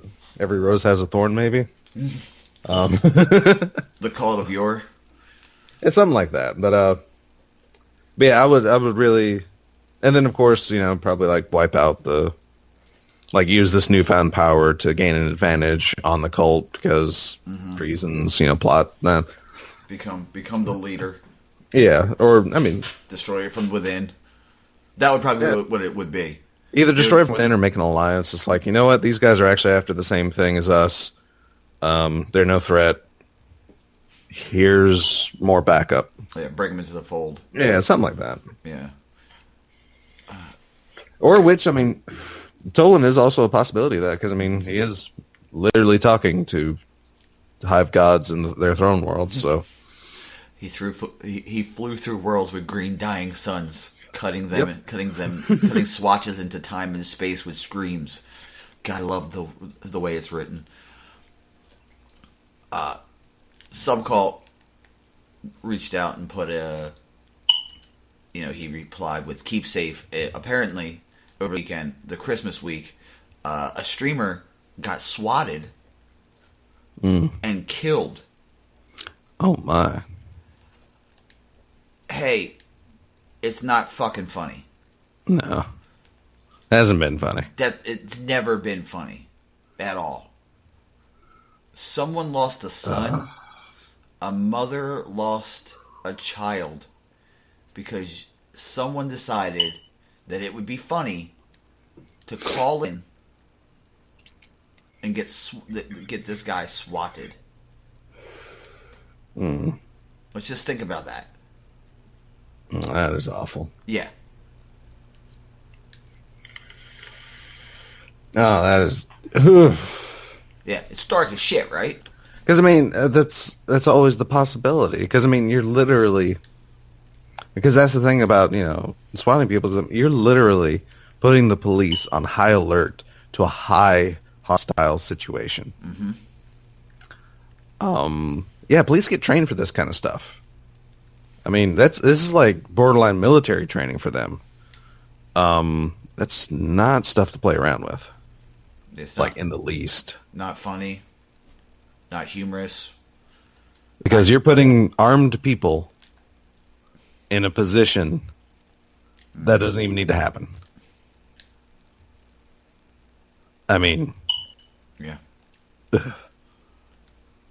Yeah, it's dark as shit, right? Like I read it and was like, I'm like, why? Like, it doesn't make sense to me. Yeah, it's awful. Because apparently, according to the story, when the streamer answered the door, they thought he had a weapon. Guess what it was? What? It was his controller. My thinking. It wasn't said what it was, but I'm thinking it was his controller in his hand.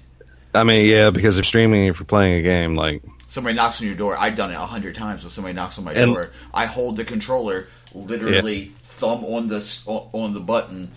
You know, you can look at your controller and think from a distance. If you point it at somebody, you could think it was a gun.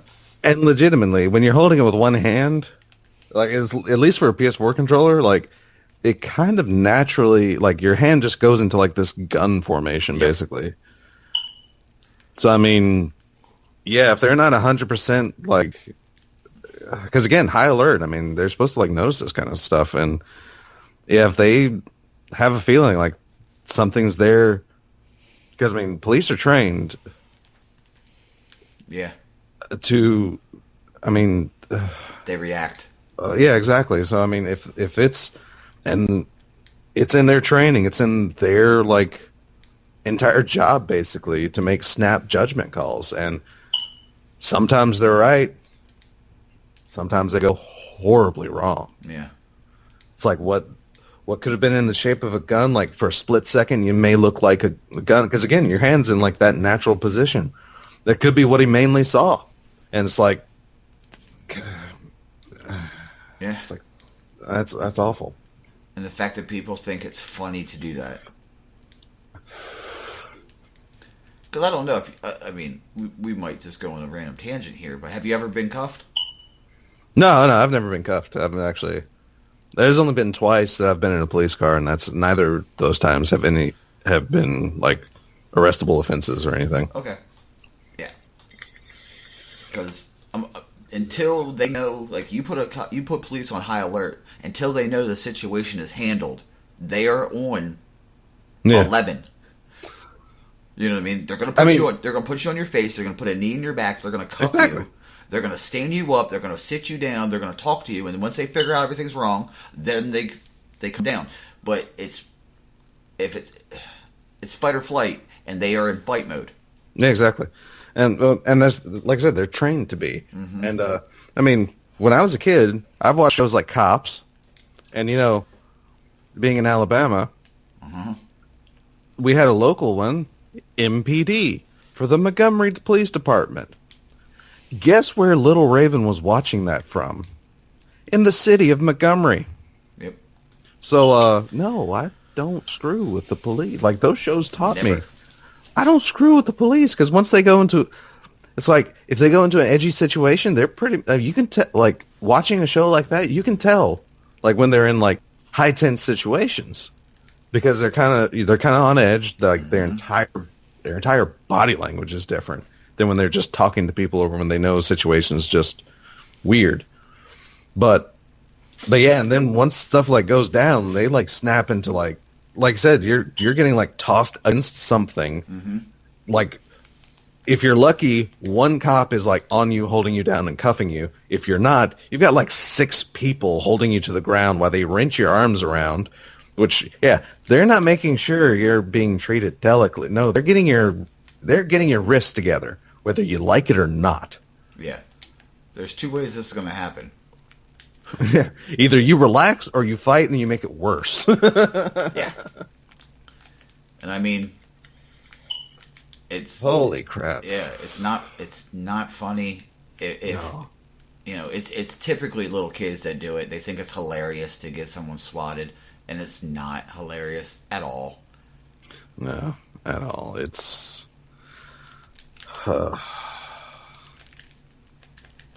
It's awful. Mm-hmm. Like, I was kind of hoping... Like, I kind of knew it wasn't, but I was hoping, like, it was a fad that was gone. No. Because I haven't really heard about it in a long while. Yeah. But, yeah, that's tragic. It's definitely sad, yeah, for sure. But, I mean, it's sad a mother lost a son. You know, siblings so lost their brother. Human life is gone. Mm-hmm. And it was gone because of stupidity. It would be funny. Yep. Yeah, because of stupidity. And that's the worst part, at least for me, like my perspective. That's the worst part. It wasn't, I mean, human life, it's horrible, like, to lose someone. But, I mean, to lose it because someone just thought it'd be funny or whatever, just for some one stupid choice, and it's like, someone's gone. Ugh. That's... Ooh. Yeah, it's definitely terrible, right? Like, yeah, 100%. It's horrible to hear. So, our condolences. For sure. Like, definitely hearts going out there, and so, to lighten the mood a little bit, Dead. Going beyond the next DLC, what direction would you like Bungie to take in the future of Destiny? What will bring the haters flooding back? Well, we all know it will bring the haters flooding back. Also, keep up the good work, and Happy New Year's to you and yours. Ian, Dead, Happy New Year's to you, brother. Happy New Year. Thank you. Which you're going to be having New Year before us. Yes. Happy New Year's from the past. Yeah. To the future. Because I do believe Dead's one of those UK guys. Yeah. He's UK. Yeah, so, yeah, you and Munch, you future people, you weirdos. You time travelers. Yeah. I mean, as far as what's going to make the haters come back, nothing. What's going to make the haters come back? Easy. Gods of Mars. Gods of Mars is going to make the haters come back. They're going to come for like 2 days. Yeah, and then there's going to be people who's like, your ship is burning, and you don't even see the solutions. Mm-hmm. A literal tweet I've seen. Please tell me the solution. And it's like, I've came back with this before. I mean, if Bungie, in the words of Chris Barrett, Bungie is hiring. If you see a solution, put it on an application. Get yourself a job. Literally get paid to play and make this game. If I had any kind of game development experience, you think I wouldn't? Please. I'd apply to Bungie in a freaking heartbeat. Even without gaming experience, I might apply to Bungie just for shits and gigs. What's the worst that could happen? They say no. I know, right? What's the worst that could happen? They could say, "Oh, you want to come to Seattle? We got a spot for it." It's like, wait, what? We got a spot for a podcaster that knows how to podcast moderately well. Editing skills is decent. All right, we can run your show, Bungie. Yeah, just saying. We're not the best, but we're not the worst. I've already been called a shill. Yeah, no, right? Make it literal. The next episode of RngCast, the Bungie podcast. Yeah, I've been called a shill. I'll do it. I don't give a shit. I don't care what you think of me. I don't. Yeah, I really don't care myself. Like, legitimately. I'll work under Deej. Get to talk to someone as awesome as Deej every day? Yes, sir. I'll do that.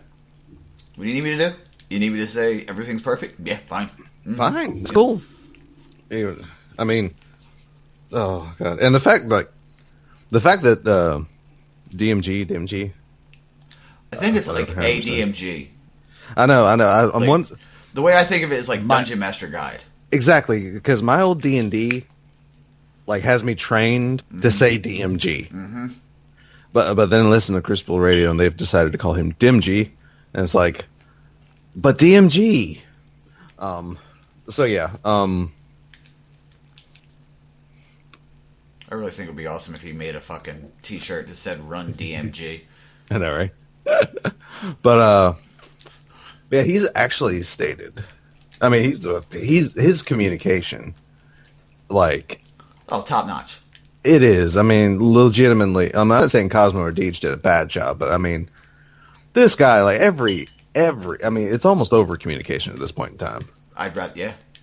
Because I mean, every little thing that's becoming an issue. And he's recently, made a list. Because, this is definitely, some of the things Cosmo's Bungie, or Cosmo and Deej may have done. But there's now a new list of things that they are like their immediate, or at least the community's immediate complaints and things that are getting looked at. Mm-hmm. On top that it was listed in no particular order, but Eververse was on that list. I mean, yeah, Eververse. Eververse. Yeah, I mean, it's always going to get hate. There's no spoiler. There's no going to be fixing the Eververse system because Eververse is always going to be evil in people's eyes. Mm-hmm. And these are the same people pouring money, like I said, to Overwatch and Warframe. And fine, spend money where you want, but don't call Eververse Satan just because you can't get exactly what you want.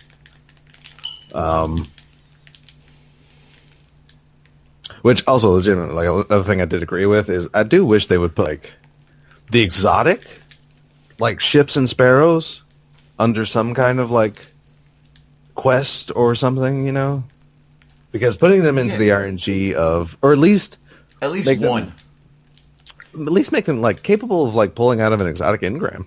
Why not? Yeah. I mean, that is one thing that I don't like is the fact that because these exotic shells. Or have Xur sell one? Are like freaking amazing. And that's true too. Like Xur could actually end up selling like an Eververse exotic. Mm-hmm. A ship? Yeah. He already sells one engram, which by the way gave me the colony. Oh boy. I mean, because these exotic shells and stuff are really cool. They're nice. I used to not. I didn't. When I first saw the design, I was like, "That is fucking ass." And then I saw it, and I was like, "Never mind. It's pretty." You know, when you see the perks, you're like, "This is good." Yeah, I mean, and they all do like really cool, like the star map shell, detect caches within a 50-meter range and increase glimmer gain, no matter what planet you're on. Just every planet is like you're detecting chests, which is more helpful. If you're in the middle of Lost Prophecy. If not so much. I mean, they all just have these, like, incredible, like, just things that they do. Still pretty useful, though. Even if you're not in Lost Prophecy. Yeah. I mean, it can be useful, yes, like, grinding out, like, tokens and stuff. Like, yeah, that's for sure. I mean, the Sagira shell. Mm-hmm. My God, that thing is amazing when you're on Mercury, because 70 feet, 70 meters, 75 meters. Jesus. Yeah, I mean you're detecting. I was walking around Mercury just getting up some stuff because I want the planetary helm for my hunter, and so I just started like running around Mercury with the Sagira shell on, and I was running around as a Night Stalker, which puts the icons of stuff on your map with Keen Scout. And Sagira was detecting outside of radar range. It's like before it popped up as a little icon on my radar. Sagira was like, "Oh, hey, there's a thing over here." And it's like, "Oh." And then I more precisely tracked it down with the Keen Scout, and it's like, "This is nice." Piece of candy. Yeah. And so, I mean, yeah, Sagira shell is, like, amazing, but I do wish, like, the exotics, because they do, like, awesome things. I mean, ships and sparrows are still, like, randomized to a degree. Well, I mean, all ships can stay in Eververse. I'm cool with that, because ships are legitimately just loading screens, and they're purely cosmetic. Mm-hmm. Sparrows would be nice because, I mean, there is a role. They do have, like, a thing. Like, being able to grab those would be a bit better because there is, like, a randomness to them. I mean, you know, as much as I hated SRL, playing through the basic story of Destiny Vanilla made me miss a sparrow. Oh, yeah. Like, I was like, God damn, I wish I could just pull my sparrow out and fly. Oh, man, it's fucking snowing. But yeah, it's, cool, I didn't know it was snowing. Oh. First time I looked out the window today. Okay. Fair enough. Yeah. Cool. All right. Way to go, Buster. But, And of course, the emotes are always going to be Eververse. Always. You know how fun it is to take a selfie, though? It is fucking fun. I wouldn't, because I don't have them. I got that one from by the way, they dropped from Eververse. They dropped from Illuminated Ingrams. Yeah. I do have Mic Drop, though. Oh, yeah. I got that one on my Titan. I'm good with Mic Drop. Yeah, Mic Drop is one of the most fun ones to have for your, if you're a defender. I'm sorry, Sentinel. Well, I mean, I love, like, when I got it, like, running Heroic Strikes with Celestial Nighthawk, like, there's a lot of bosses that I've learned, like, when to wait, and you can kind of skip, what's it called? The Inverted Spire. Oh, yeah? I've learned how to skip his last phase. Because I know, like, when to shoot my Celestial Nighthawk Golden Gun to pop him in his abdomen and just outright kill him. That way he uses his Berserk phase entirely. So for the first while when I was learning that, it's like whenever I'd kill him, it's like, pop, kill him, Mic Drop, done. It's over. It's like, you're welcome. But something tells me you're going to Mic Drop something, and I'm going to take a selfie at the right time. It's going to be glorious. But yeah, so I would enjoy that a bit better, like getting the exotic crap into the loot pool. Yeah. I would enjoy that better. Like I said, at least the ghost shells, because the ghost shells are actually, at the very least, the ghost shells, because they're like functional. They like do things. So I mean, I would really enjoy those to get into the loot pool, really above anything else. That because I want them and I can't get them.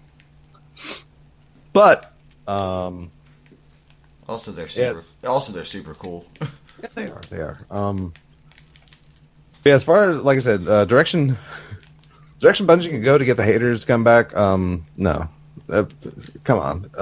It's haters are always going to be coming and going from Destiny, because that's been Destiny since D1 Vanilla.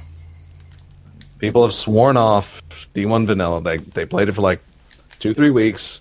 This game sucks. Never playing it again.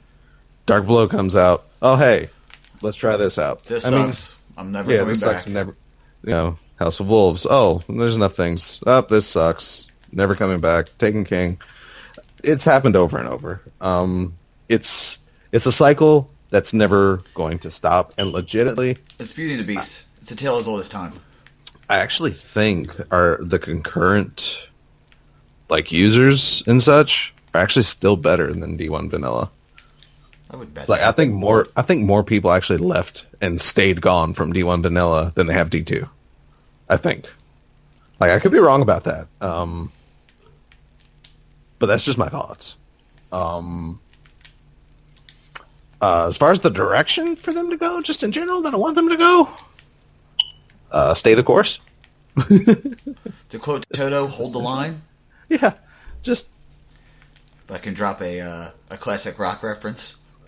I know, because we've stated before. I know Bungie will get there. They're going to come out with something that's going to be amazing. It may or may not be community inspired, but it's going to be amazing. And once they get to like Taken King, Rise of Iron, like where D1 went, where things started really looking up with Taken King.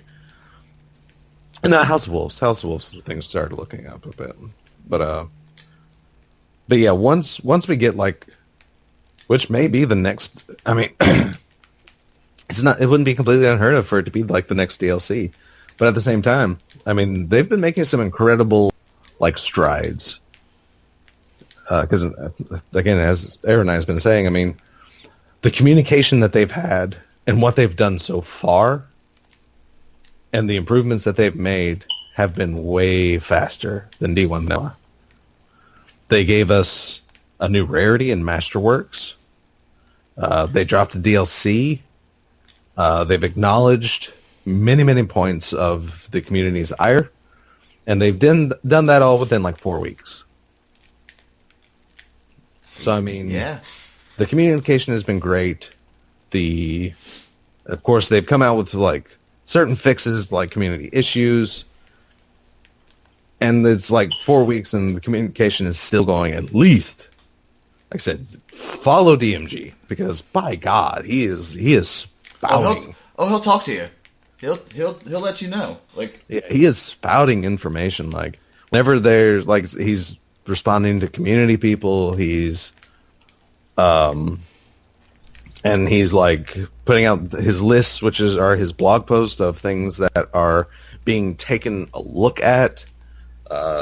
Which one of those things is fire team sizes, apparently. Yeah. Like on one end, like I've said before, I wouldn't mind 6v6s coming back but on the other end, like a lot of people are bringing up, they've designed these maps around 4v4. These maps have been very specifically designed around 4v4. I've actually enjoyed these maps more, like, on average. I don't have a favorite D2 map. I'm going to say this. I do not have a favorite D2 map. But I don't have a hated D2 map either. The closest that it comes, I think, is Emperor's Bright, because that one has, like, a weird, like, situation if you're up against like, if a good team has the outside spawn and you're, like, part of a team that's not so good, you're going to have a bad time on that map. But other than that, I don't have, like, a tier list of maps because I like them. They all feel really good to me. But I'm a scrub, so I mean, you may not want to take my word for it, but I like these maps. I like the fact, they have one, team, size in mind because they've been doing exceptional work with 4v4 in mind. So, yeah, when it first came out, I was like, yeah, 6v6 returning would be great. But now it's like, please don't. Take it back. Take it back. Leave it be. Like, just leave it alone. Like, stick to your guns on 4v4. Yeah, let's the sleeping dog lie. Don't let three people bully you. Because really, it's essentially... It's essentially like the opinions of, like, maybe a dozen people that are echoed across what equates to sheep, and it's really sad. But but they swear their opinion is their own. It's like, yeah, sure, whatever. Yeah, okay. My opinion is my own. Because I actually I take my gaming experience and how I experience the game into account. It's like, I'm perfectly well capable of admitting that, yes, D2, much like D1, even the end of D1, has had amazing faults. But it's still fun if you let yourself have fun. It's like, that's one thing I want people like to take from the Dawning just in general. It's like, yeah, they added all this stuff, but at the same time, I mean, there's the conspiracy theory that, they're showing the competitive community how to have fun, but I think they're just showing the community in general. It's like, hey, chill out, literally, and have fun. Yeah. Quite literally, they're telling everybody, just, hey. Yeah. Breathe. Take a breath. Like, calm down. Woosah. Because, I mean, there are some aggravations in Mayhem. Like, Infinite Nova Bombs is aggravating. You can beat them. You can beat them, but when you got like two of them that are actually working like coordinatedly, it's hard to beat them. Like, it can be. I mean, it's beatable, and it's great to do it. It's frustrating. Because you can tell when they're activating this glitch, because they're going to start like blinking like really crazy, like when they have a super. Mm-hmm. You see it in their top corner. Yeah. You watch their if you see that yellow... Yeah, if you see that flashing like 100 times a second, that means they're glitching. Chances are, or they're actually just holding an enhanced nade, which I actually do. Like when I play Warlock, because I've been going into Mayhem. I've been having some fun, but I've had a goal when going into Mayhem, and that's I'm using supers I don't normally use, because Mayhem, just like it was in D1. Is great practice for supers and learning how they work. Yes, and I've learned hammers are so fun. Oh my god, the top tier, top tree. The top tree is amazing. Galley hammers. Oh my god, it's like having year one Gallahorn. It is. It's great. It's great. I love it. Oh my god, it is amazing. But I do feel bad because I've actually every time I use my Warlock, I have used Slova Bomb. I have used the glitchable tree. I have not glitched, obviously, because I don't want to change my controller scheme, and you can't do it with a 2-button activation super. You have to have a 1-button activation super. And like I said, I'm not changing my controller scheme because that's going to throw me off. Yep. I might have tried it if it was easier, just a little bit. It's not. But it's not. And like I said, I'm not doing jumper. My mind can't do that. Like, I would suck way too much because I would have to get used to the control scheme. But like I said, I do, because like you charge supers so fast, I will like hold a charged grenade for a long time, because normally the longer you hold it, the more super energy it consumes. So in Mayhem, you can actually just sit there, hold it until it's ready, and then just keep holding it, and you never lose your super energy, which is an interesting strategy, because I also use the scatter nades for that. So that's actually fun too. But yeah, I use Slova Bomb, and it's actually really fun.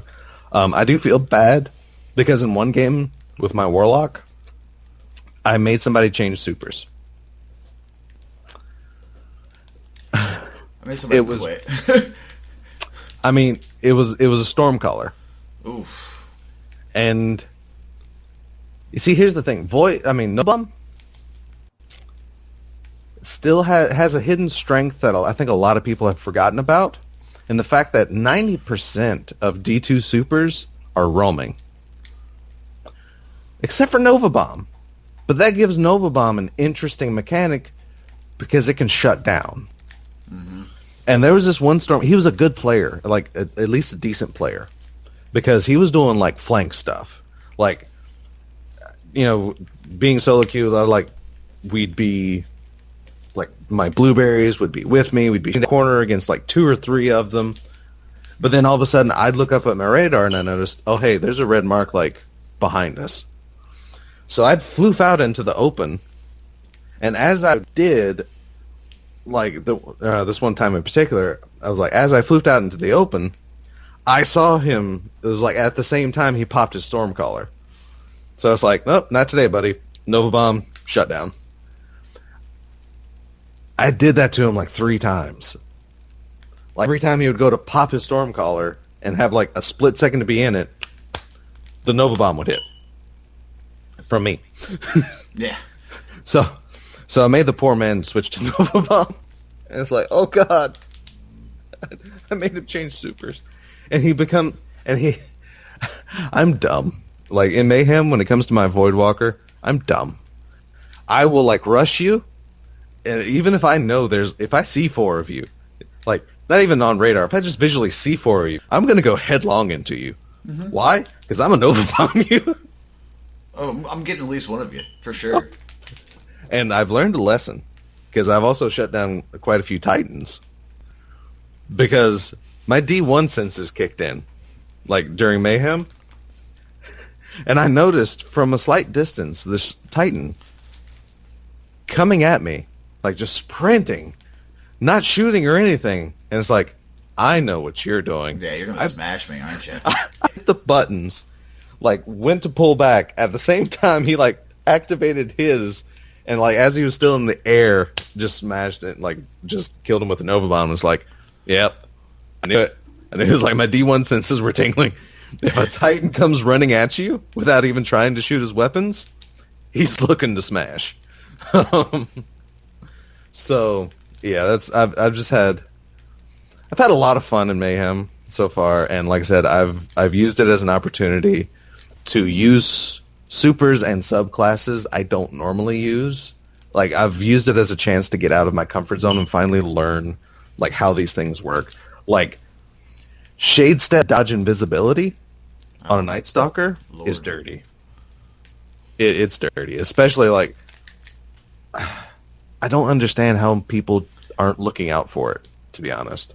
Because I see that blue shimmer, And I can still pick it up pretty decently. Like, not 100% of the time, but I can still pick up that blue shimmer. But it's amazing. Like, it's like dodge, invis, run up practically 2 feet in front of this person, start shooting. You see him, oh god, what's that? It's like,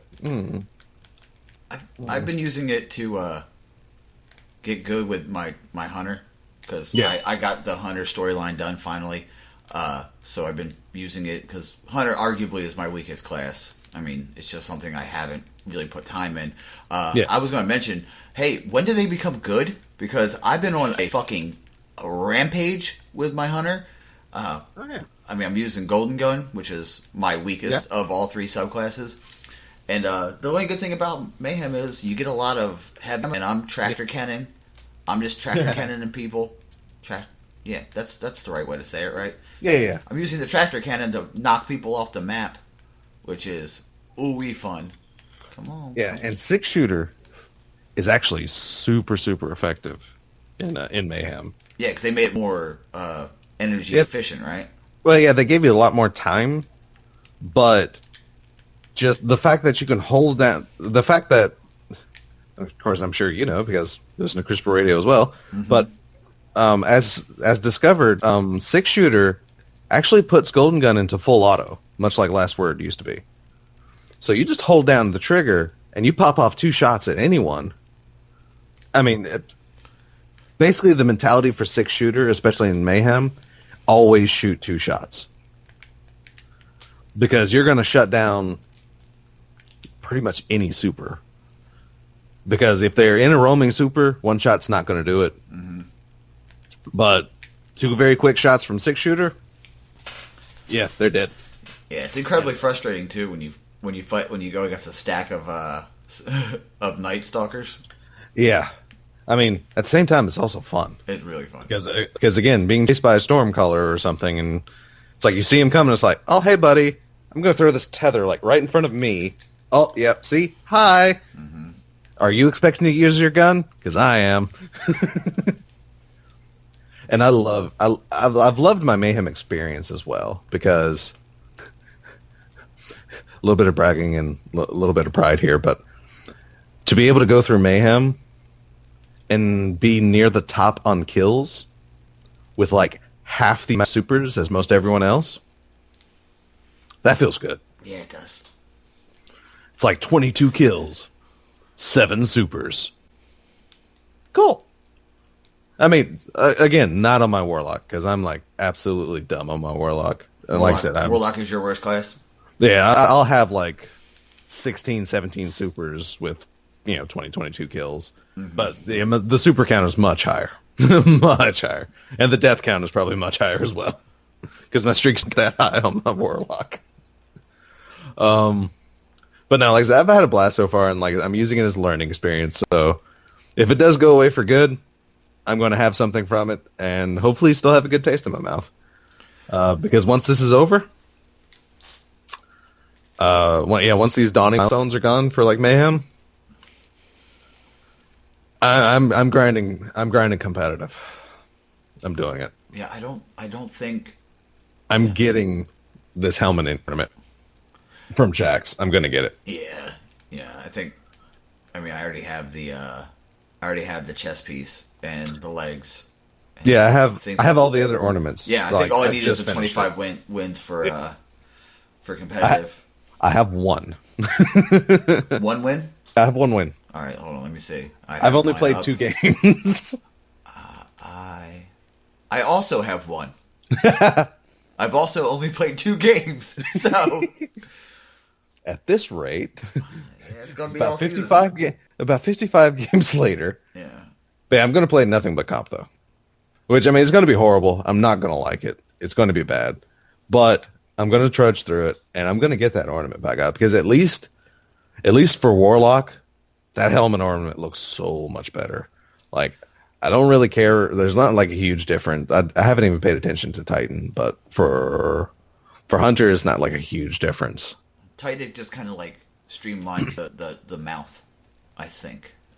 I mean, the chest piece is by... I also think it's cool that it's for the entire account, not just... Oh, yeah. Once you unlock it, it's unlocked for everyone. Yeah, I love that.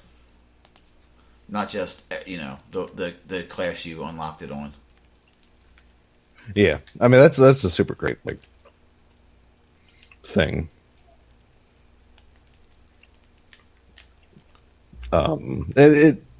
It makes it a grind, yes, but at the same time, it's like a very much more bearable grind because everything you're doing, it's not like the Lost Prophecy weapons. Mm-hmm. Because I mean, yeah, it's hefty to get into, but at the same time, you're doing it for your entire account. It's not even character restricted. I mean, it does make it a bit more bearable to get into those things. Oh, and Lost Prophecy weapons will come from regular planetary reward packages from Vance himself once you have collected them. Oh, so if you have like 6, you can get 6 again. Yeah. I mean, because during I collected like 3 engrams during my like half-quipped attempt to like grind Mercury. Mm-hmm.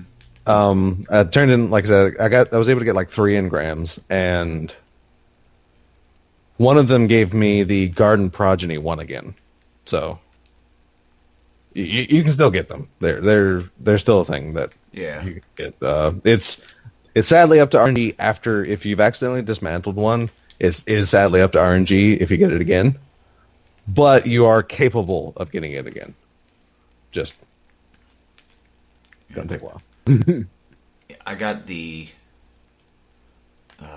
sword, and I'm working on the pulse rifle now this week, and I know better than to turn it in, because if you turn it in and it's the only one active, you don't get the material. Yeah. So I'm holding it until Monday. But then again, if you have like over materials, like once you finish them all, any materials you have left over just vanish. Because I actually had like 2 Lorian cultures over, and they're gone now. But I don't remember deleting them. Really? Yeah. So that's the thing. Like, there's no like, it doesn't seem there's any purpose for them beyond that. So they just vanish. Oh, that sucks. After it's done. So don't overgrind too much. Oh, well, yeah, I still have 5 to get. That's what I'm saying. Yeah. You know what I mean? Like, yeah.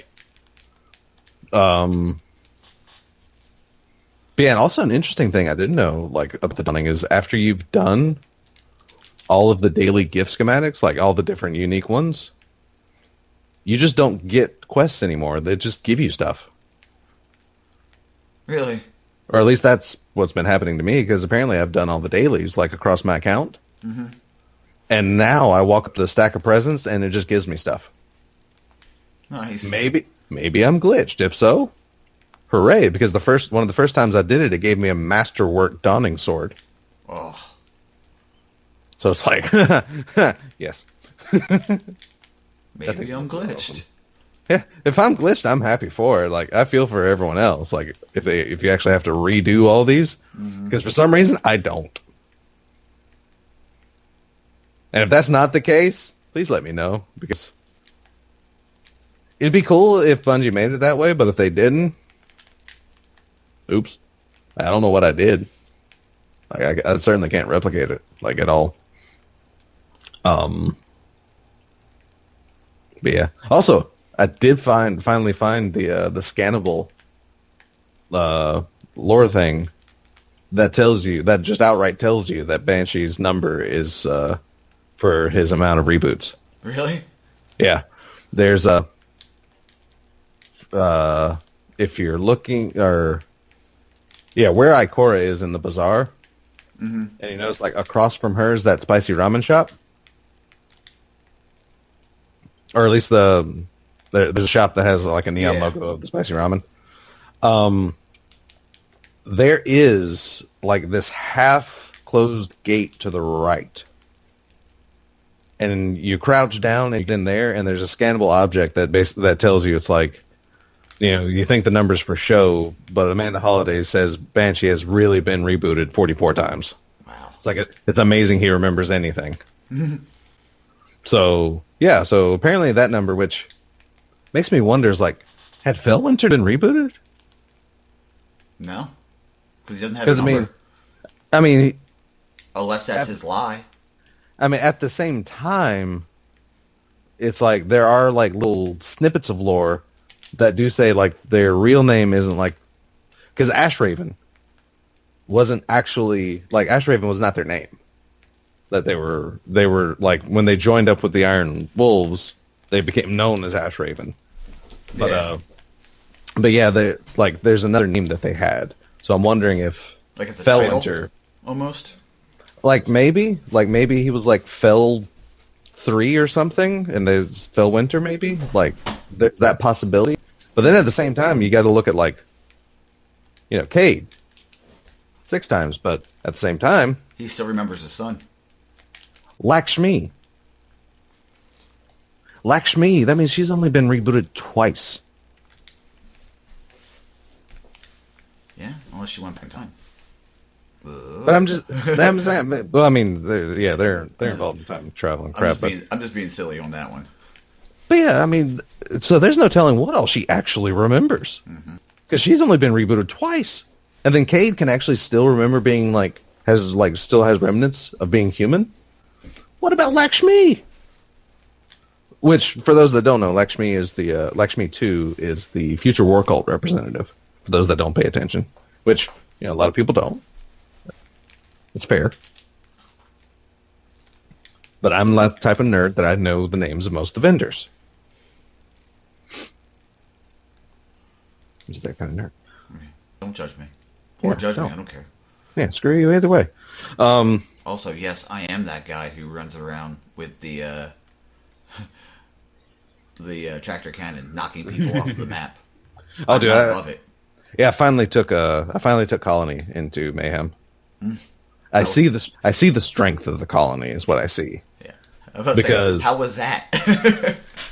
Because I mean, the fact that the spiders home in, like I didn't get that many kills because what I would do, because again, this is like a strength of the Colony, is the fact that what I would do is like as soon as I would see red, I would unload all 4 spiders just into that direction. It's like, go have fun. Because whether I got the kill or not, guess what? Somebody's having a bad day with 4 spiders chasing them. Yeah. Because that's like the strength, is even if you see like that red glint of the, or that red like laser light of the grenade launcher, it's like you'd have already launched off 2 spider mines towards you.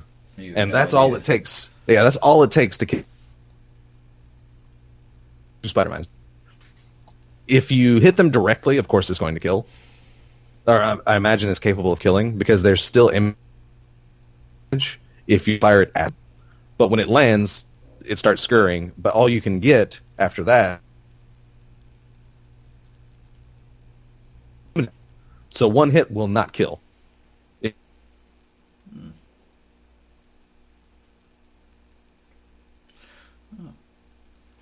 Des, you there? Des. Hello? Hey, I think it might be the storm playing hell with the connection. Oh, yeah. It was pretty choppy just then, but as we all know, weather cannot be controlled by men or Buster. It's pretty much how it works. I was like, okay, spider mine. Yep. 2. Yep. I'm assuming 2 can kill. Yeah. Yes, okay. yes. 2 okay. 2 can kill, for sure. And they fire off so fast. So, I mean, if you know... And it's so weird because, yeah, there's a lot of...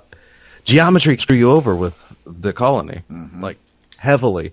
Because, yeah, jumping is, like, the answer. Because once they hit the ground and start scurrying, they can't jump or anything. But...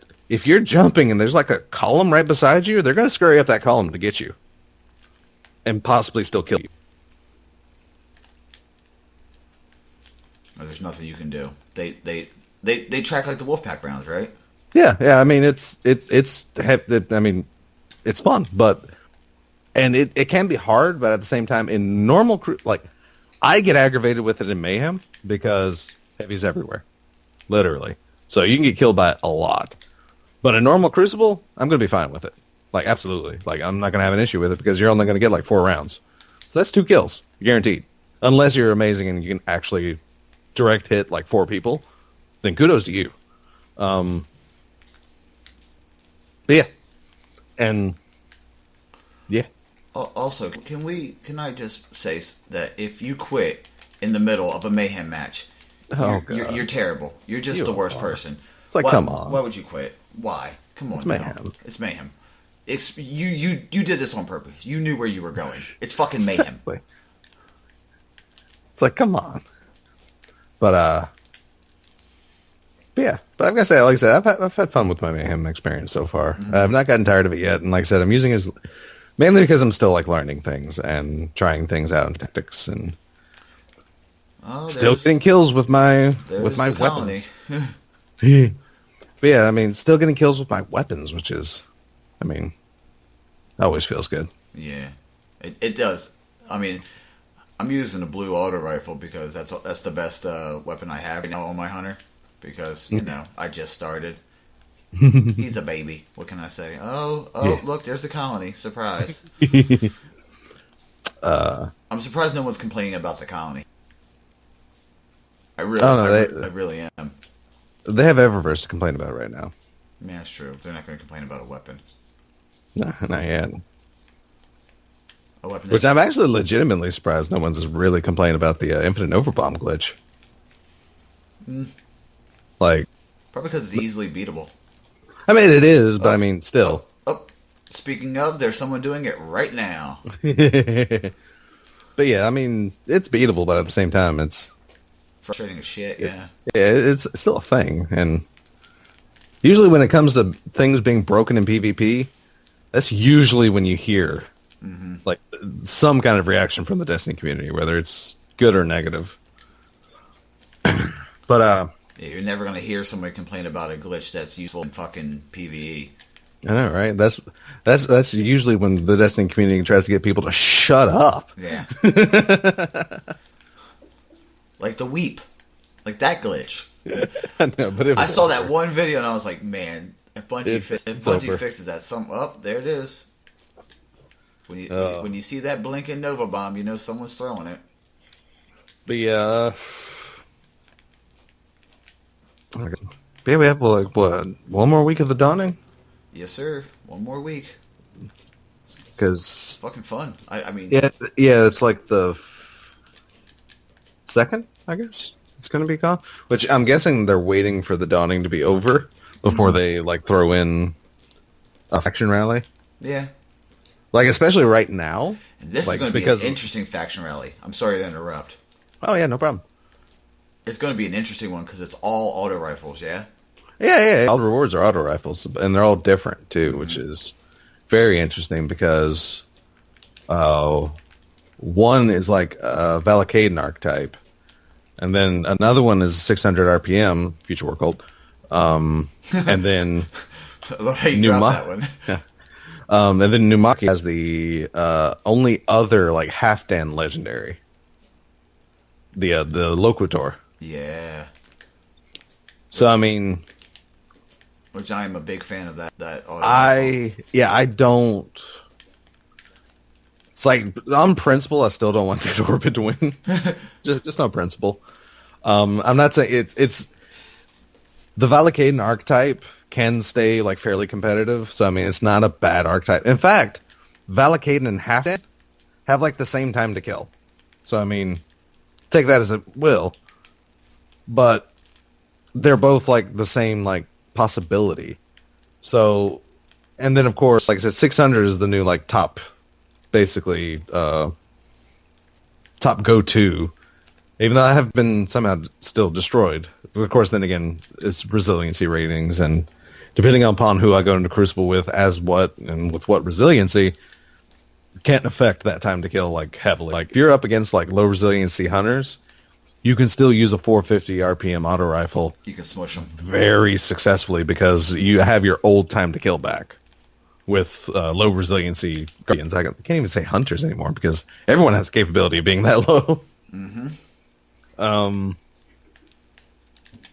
So yeah. But just in general, the 600s are usually where to be. In that, and like I said, that's Future War Cult, which I think is a kinetic. Yeah. So. Yeah, the Loquitur is a kinetic. Oh, I Loquitur because that's a Haka, and then Valakate will be energy. Mm-hmm. But yeah, I'm wanting to say Future War Code is also kinetic.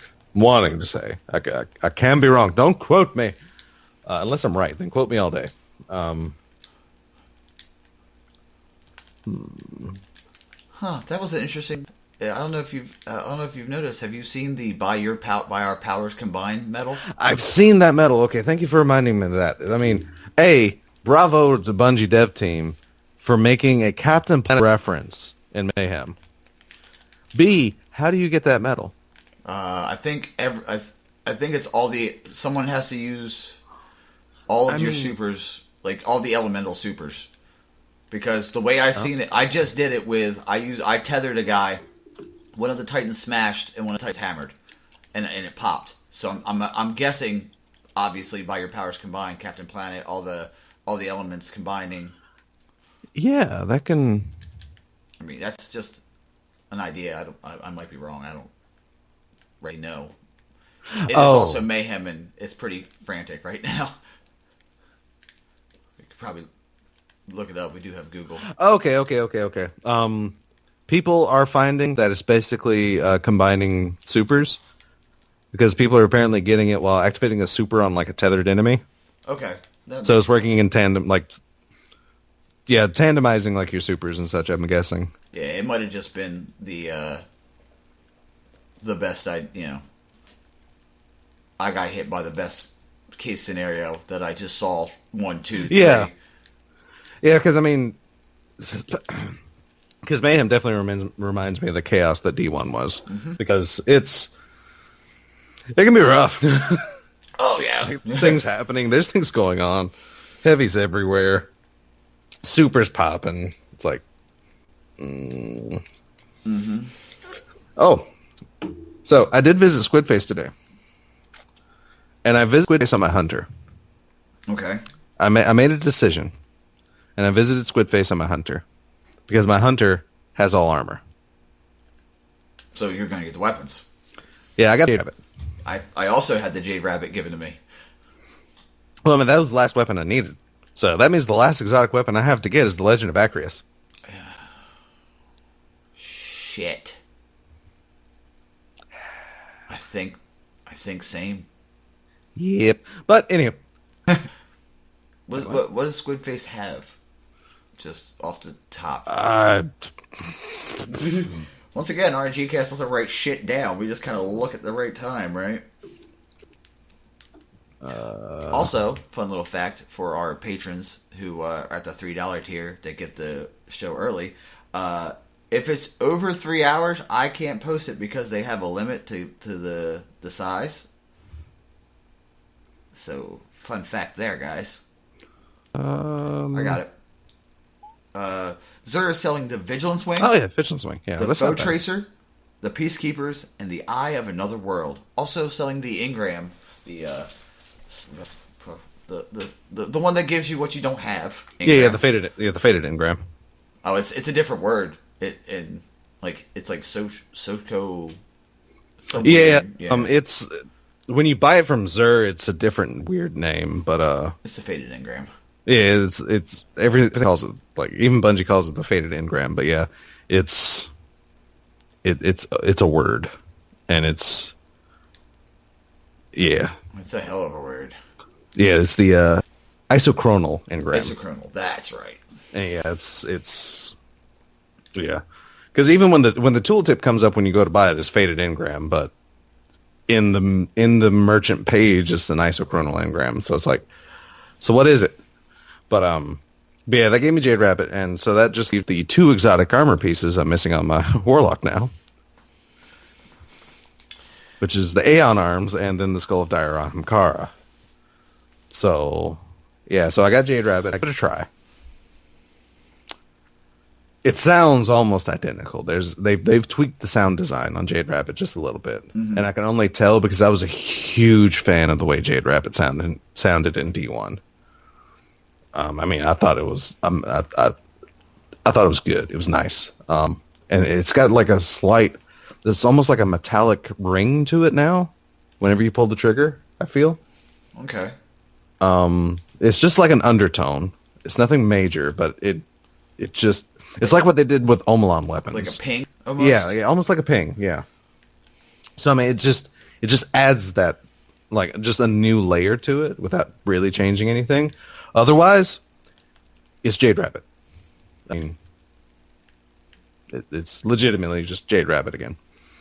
Like, the sight does the same stuff, which Jade Rabbit was the first sight to have the intrinsic or the hidden intrinsic of highlighting enemies in your sight. In your... Psyker?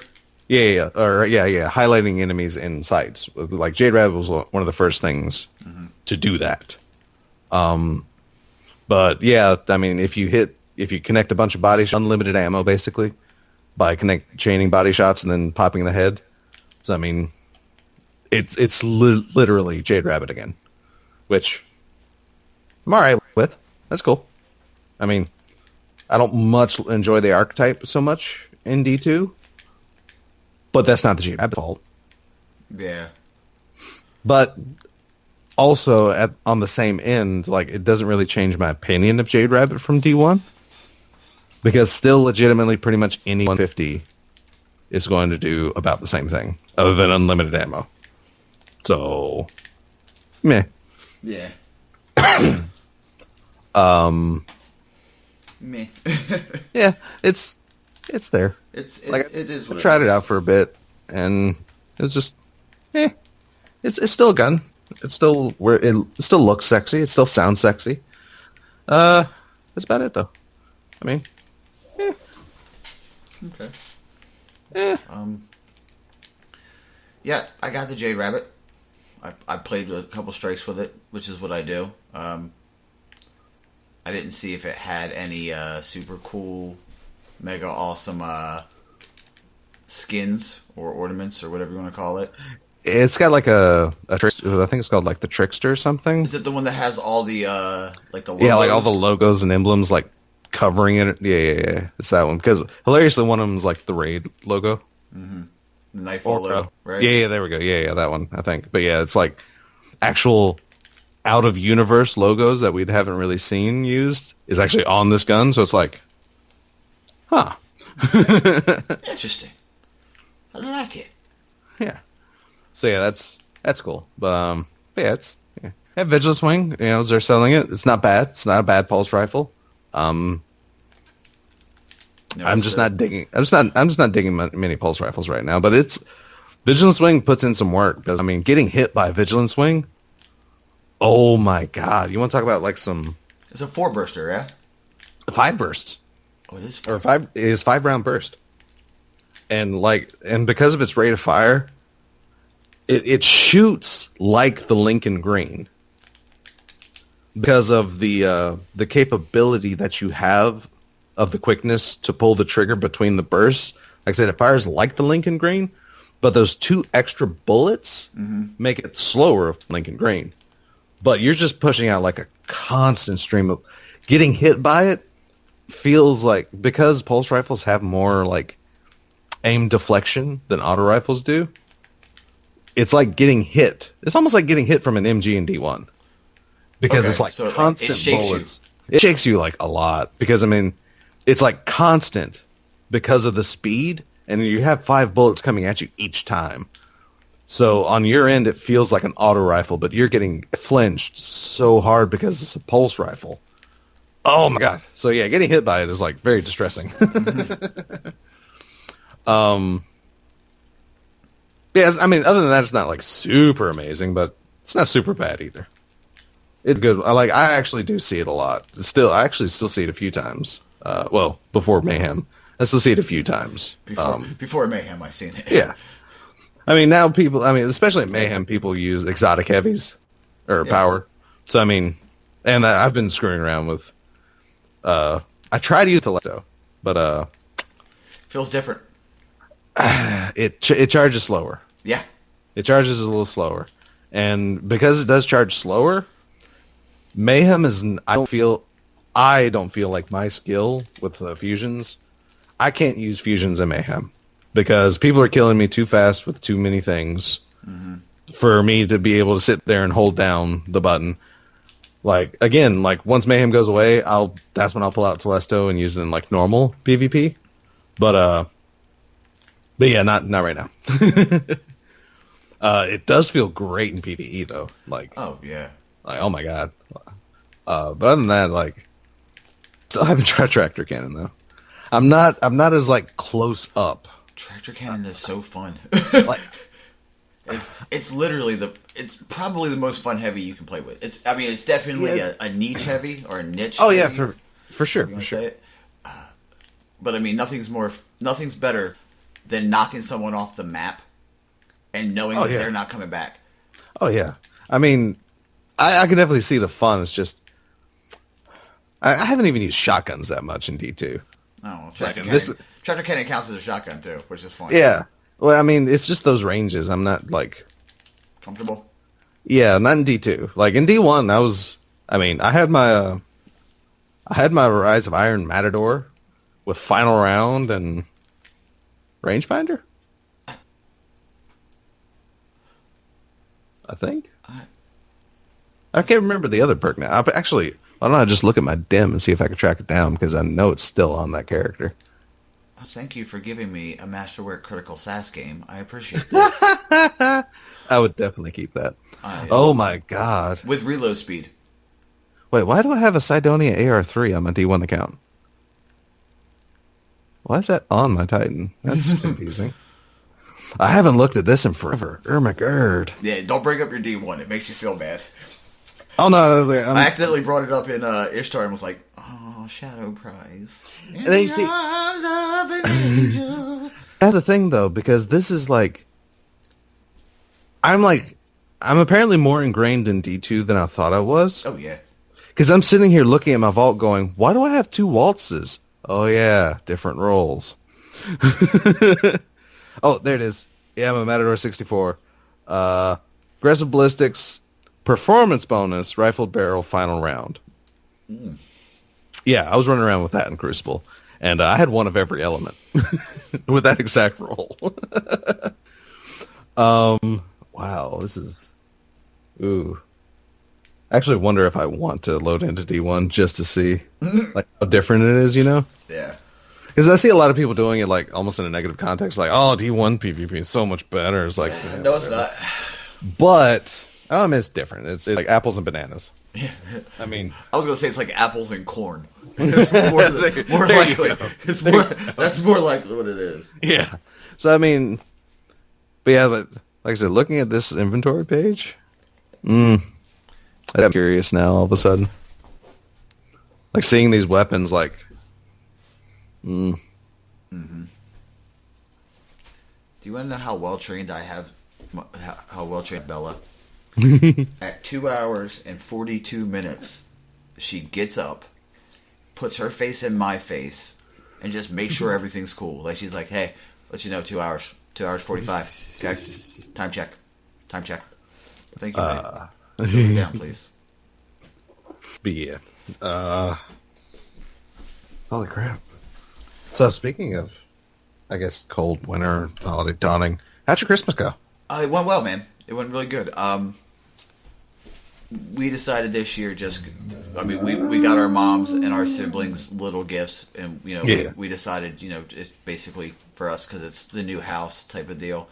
I had to literally argue over not getting 2 Christmas trees. Not a joke. That's what makes it funny, because it's not a joke. Yeah, I got the missus a Nintendo Switch and Zelda Breath of the Wild, which I can say, being that Zelda is my favorite game of all time, it feels just like the original Zelda. I mean, obviously the graphics are upticked a good bit, right, but it's still goddamn amazing. And it was funny because when she opened it, she opened Zelda. She opened Breath of the Wild first, and then she looked at me and she goes, "You asshole, did you get me a Switch?" And I'm like, "Merry Christmas to you too." She loves me. Yes. What can I say? In other words, yeah. And we set a limit, and that was pretty much the limit for the money that we set. She got me a 3D printed ghost. Ooh. Yeah, it's the Kill Tracker ghost, and it lights up. That was what it was from Romania. It was from fucking Romania, and I'm like, I was wondering what was from Romania, and she was like, yeah. I was like, I thought it was a zombie hand or something cool. She's like, fuck you. It's a. She's like, that's the thing, right? That's the thing that you have, and she's like, isn't it small? And I'm like, no, it's probably to scale. Because I mean, it fits in the palm of your hand. And she was like, I didn't know, and I'm like, yeah. And she got me some stuff for work. I mean, I work in a freezer. She got me cold weather gear, which is worth its weight in fucking diamonds. Yeah. For sure. Because I'm just learning, like, just in general, not even being in, like, the cold weather, but just having, like, a choice. Because for not working in a factory and suddenly having a choice and being in a not so great insulated part. No, they're not. No. Well, I mean, the stuff that keeps, like, the candy and the tobacco, those areas are, like, insulated. They're, like, climate controlled super well. But general warehouse stuff? Nah.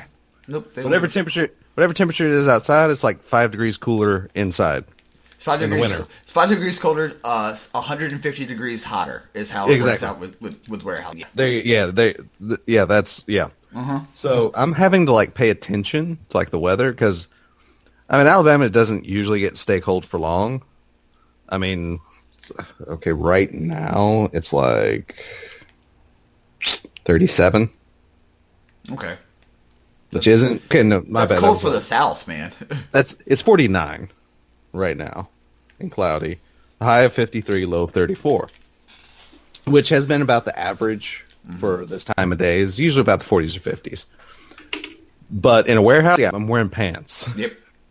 I'm wearing pants. In the summer, I'm always going to wear shorts, and of course, 90% of the year is if it's like 50, like mid 50s to about 60, I'm wearing shorts. I'm wearing shorts. Yep. I'm wearing shorts, like, for sure. But anything below 50, I'll wear pants. But 100%. I'm with you. Yeah, for sure. But yeah, I think I got my. It's like I told you before. My wife kind of buys her own Christmas. What does she get herself from you? Yeah, something K-pop. I'm sure. Of course. Yeah. It's like, hey, I should have guessed that. I love you. Yeah. K-pop. But it's like between her and the mother-in-law, they got me two $20 PSN gift cards. That's cool. As a gamer, that's worth its weight in gold. Yeah. So I checked out the holiday deals, and I was able to get. Being the nerd I am and the type of nerd I am, I was able to get the Final Fantasy XII, the Zodiac Age remaster. Nice. To download. And I had enough to get the 20th anniversary Duke Nukem 3D World Tour. What? Yeah. Fucking A, right. Yeah, I got Duke Nukem 3D because it was such a part, like Duke Nukem 3D and the original Shadow Warrior were two games that were like such parts of my childhood. Yeah, it's intrinsically built into our DNA. So I mean, those two games and having it's like the 20th anniversary is nice because like John St. John, the voice of Duke Nukem, came back to like record new voice lines. They added a new level or a new series of levels, should I say? So they added stuff to it, but it looks just like Duke Nukem 3D in all of its crappy glory. But it is amazing. It's like a trip down memory lane for sure. And is one of the few games that I know of, there's a trophy for using a cheat code. There always was, right? Well, I mean, there were always cheat codes for these old games, but yeah, there's actually a trophy. Where? Oh yeah, it's just called cheating. It's like, use a cheat code. There's a trophy for it. And it's like, huh? Cheater. Nice. Because I mean, I definitely, like I said, I was a kid when I played Duke Nukem and Shadow Warrior, and they had cheats galore, and I used them all. Mm-hmm. Remember Game Genie? Oh yeah, for sure. Not very many people remember Game Genie. Also, not gonna lie, I cried when I played Zelda. Because it's. Did you play? You played Skyrim, right? No. Okay. Like I said, after Morrowind, I avoided Elder Scrolls because like that's too much of a time sink. Yeah. When you wake up, because it's not really spoilers, but when you wake up in a temple, like you're 100 years from where you left off. Is how it works out. You're out of time. You walk out and if it was one of those moments when you're like, shit, this is a big world. Yeah. You know what I mean? When you're like, oh, this is. Oh yeah, I mean, I've seen like the gameplay to it, and it's actually hilarious because like, Maximilian, like the fighting game guy I normally talk about, he played Breath of the Wild, but he did really. Breath of the Wild is basically kind of open world. It's what it is it's Oblivion. It's Skyrim meets Zelda. Yeah, I mean it's basically open world, but there's rails. Like one area. Rails. Well, I mean, there's like one area that it doesn't rail you to anything, but they make the enemies harder. Yeah, essentially, and like tougher. And there's like one area in particular. It's supposed to kind of be like the last area where you're up against. Like, they have like these machines, basically. Guardians. That's what they're called. Yeah, exactly. And they're kind of like for those anime lovers, they kind of look like Castle in the Sky contraptions. For those Miyazaki film addicts, or actually very much anything like mechanical for Miyazaki, they kind of remind me of. Yes. But yeah, they're like super hard if you don't have good stuff. Mm. But there's a way. Like Max literally started the game and went to that area.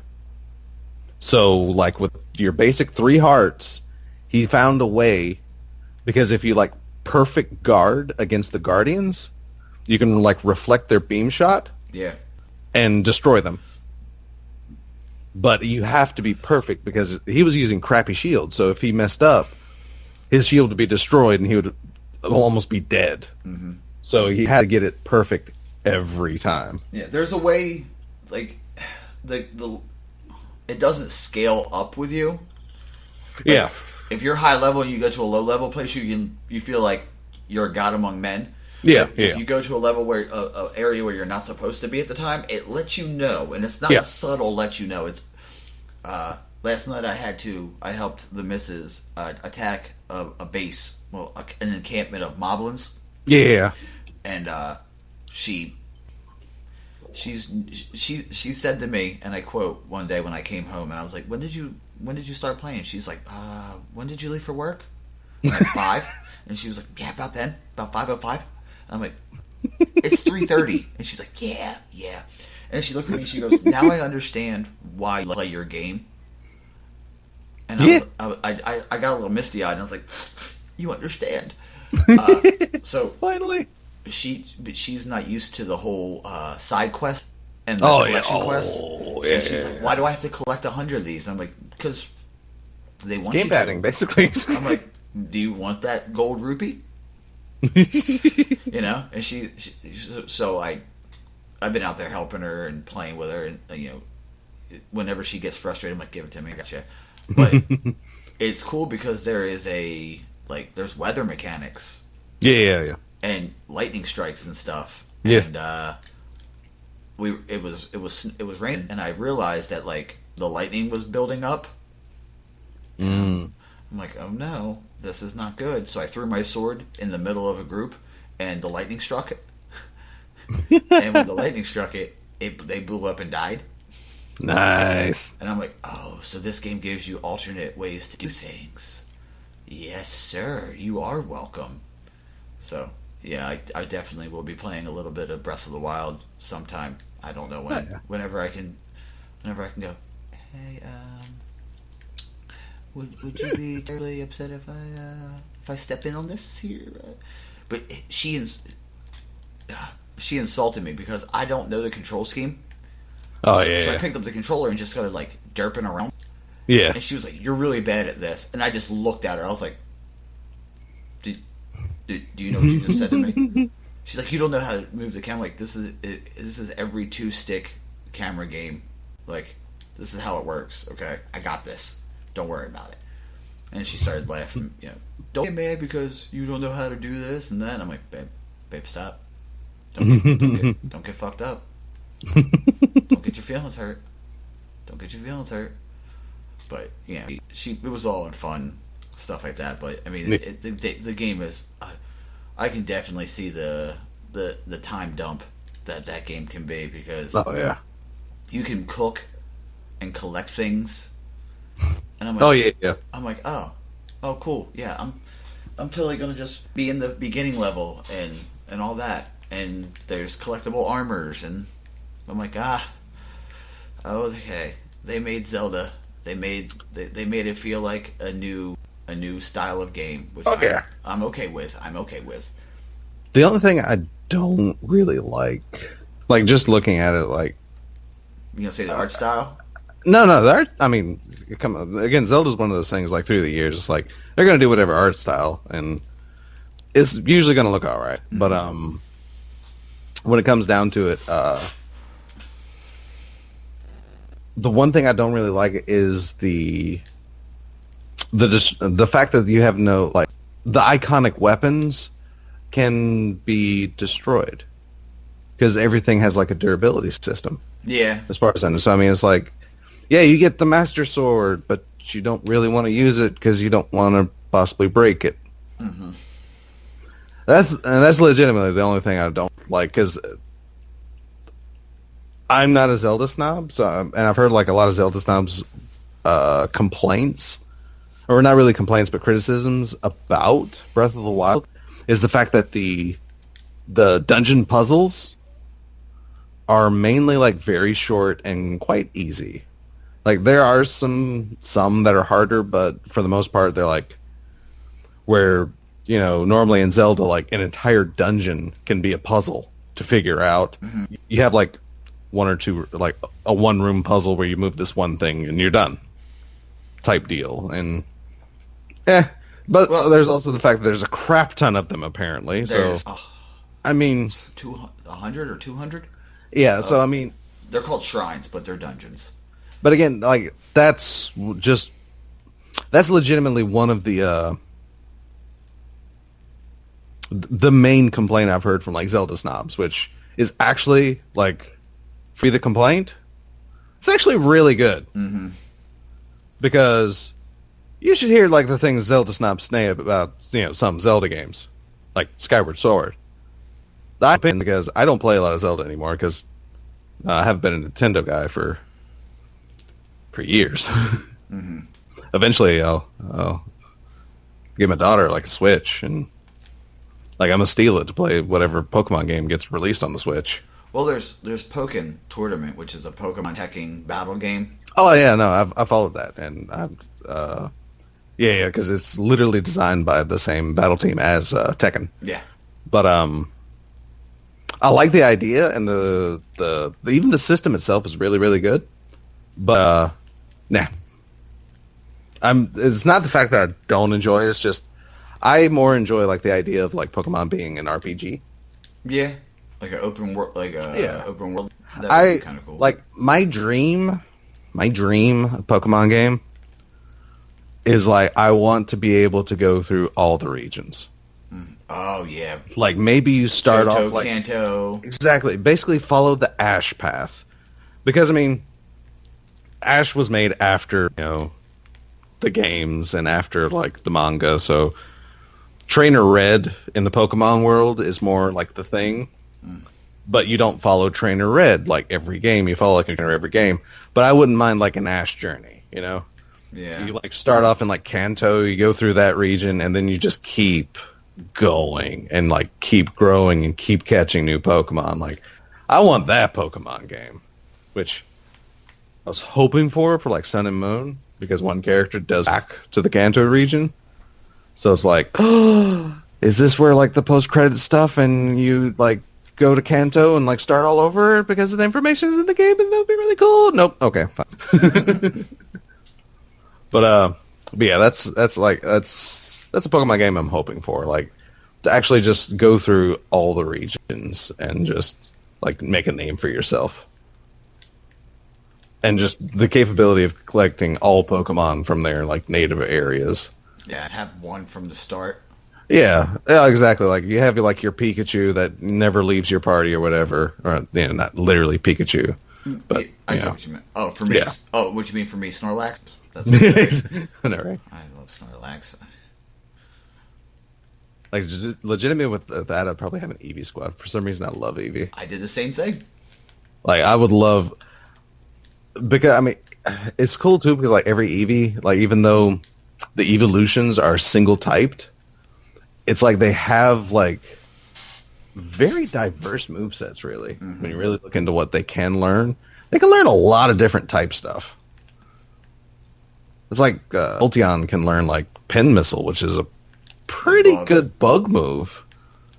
Yeah. Also, it can learn Earthquake. Yeah, so, I mean, which...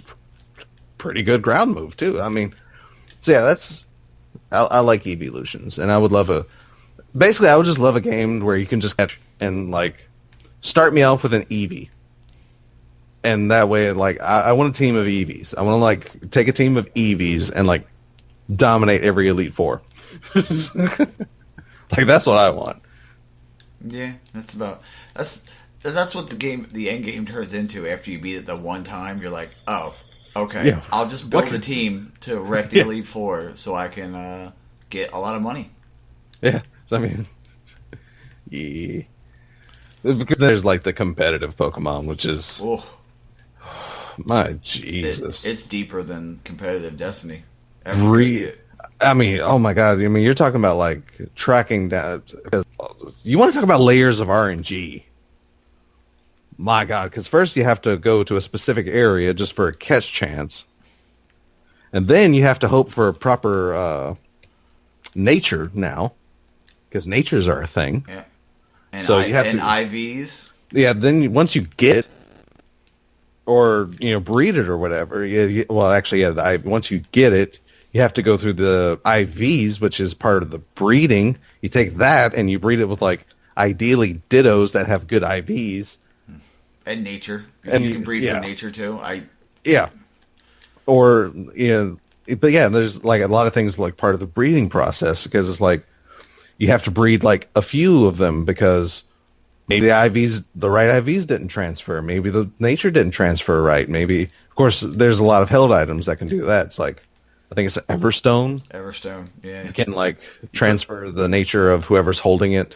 So yeah, I mean, I know a lot about it. It's just like crazy because it's like, my God, it's like all this effort. And then once you have the proper IV'd Pokemon, then you have to worry about EV training. And then a particular type of Pokemon for it to kill to enhance its EVs to where you want them. Then you got to count it. Then you got to count it right because if you do it wrong, the spread's wrong. Exactly. And then once you're done with all that, then you have to level it. Which, at that point in time, you can use rare candies, because once you're done with the EV train, or once your EVs are maxed out, you don't have to fight with it anymore, so you can just rare candy it up. And then, one member of your comp Pokemon team is ready. Are you ready to try for 5 more times? Dude, and that's competitive Pokemon. I was super competitive during the Heart Gold Soul Silver time. Oh God! Oh God! Yeah, I was. Oh. I had I used the Smeargle, belly drum. Oh yeah. Method. And it's really a flawless method. Spore, belly drum, baton pass to your attacks, and then you wipe the team with physical attacks and hope they don't have a ghost. Yeah. And if they have a ghost type, then just make sure that you have the special. You don't have belly fat. You have the other one that lets it hit ghost. Boom. Yeah, for sure. And there's legit like strats. Oh yeah, I mean there's gimmick setups. There's just outright power, like just having a good team, like, and that's the thing, because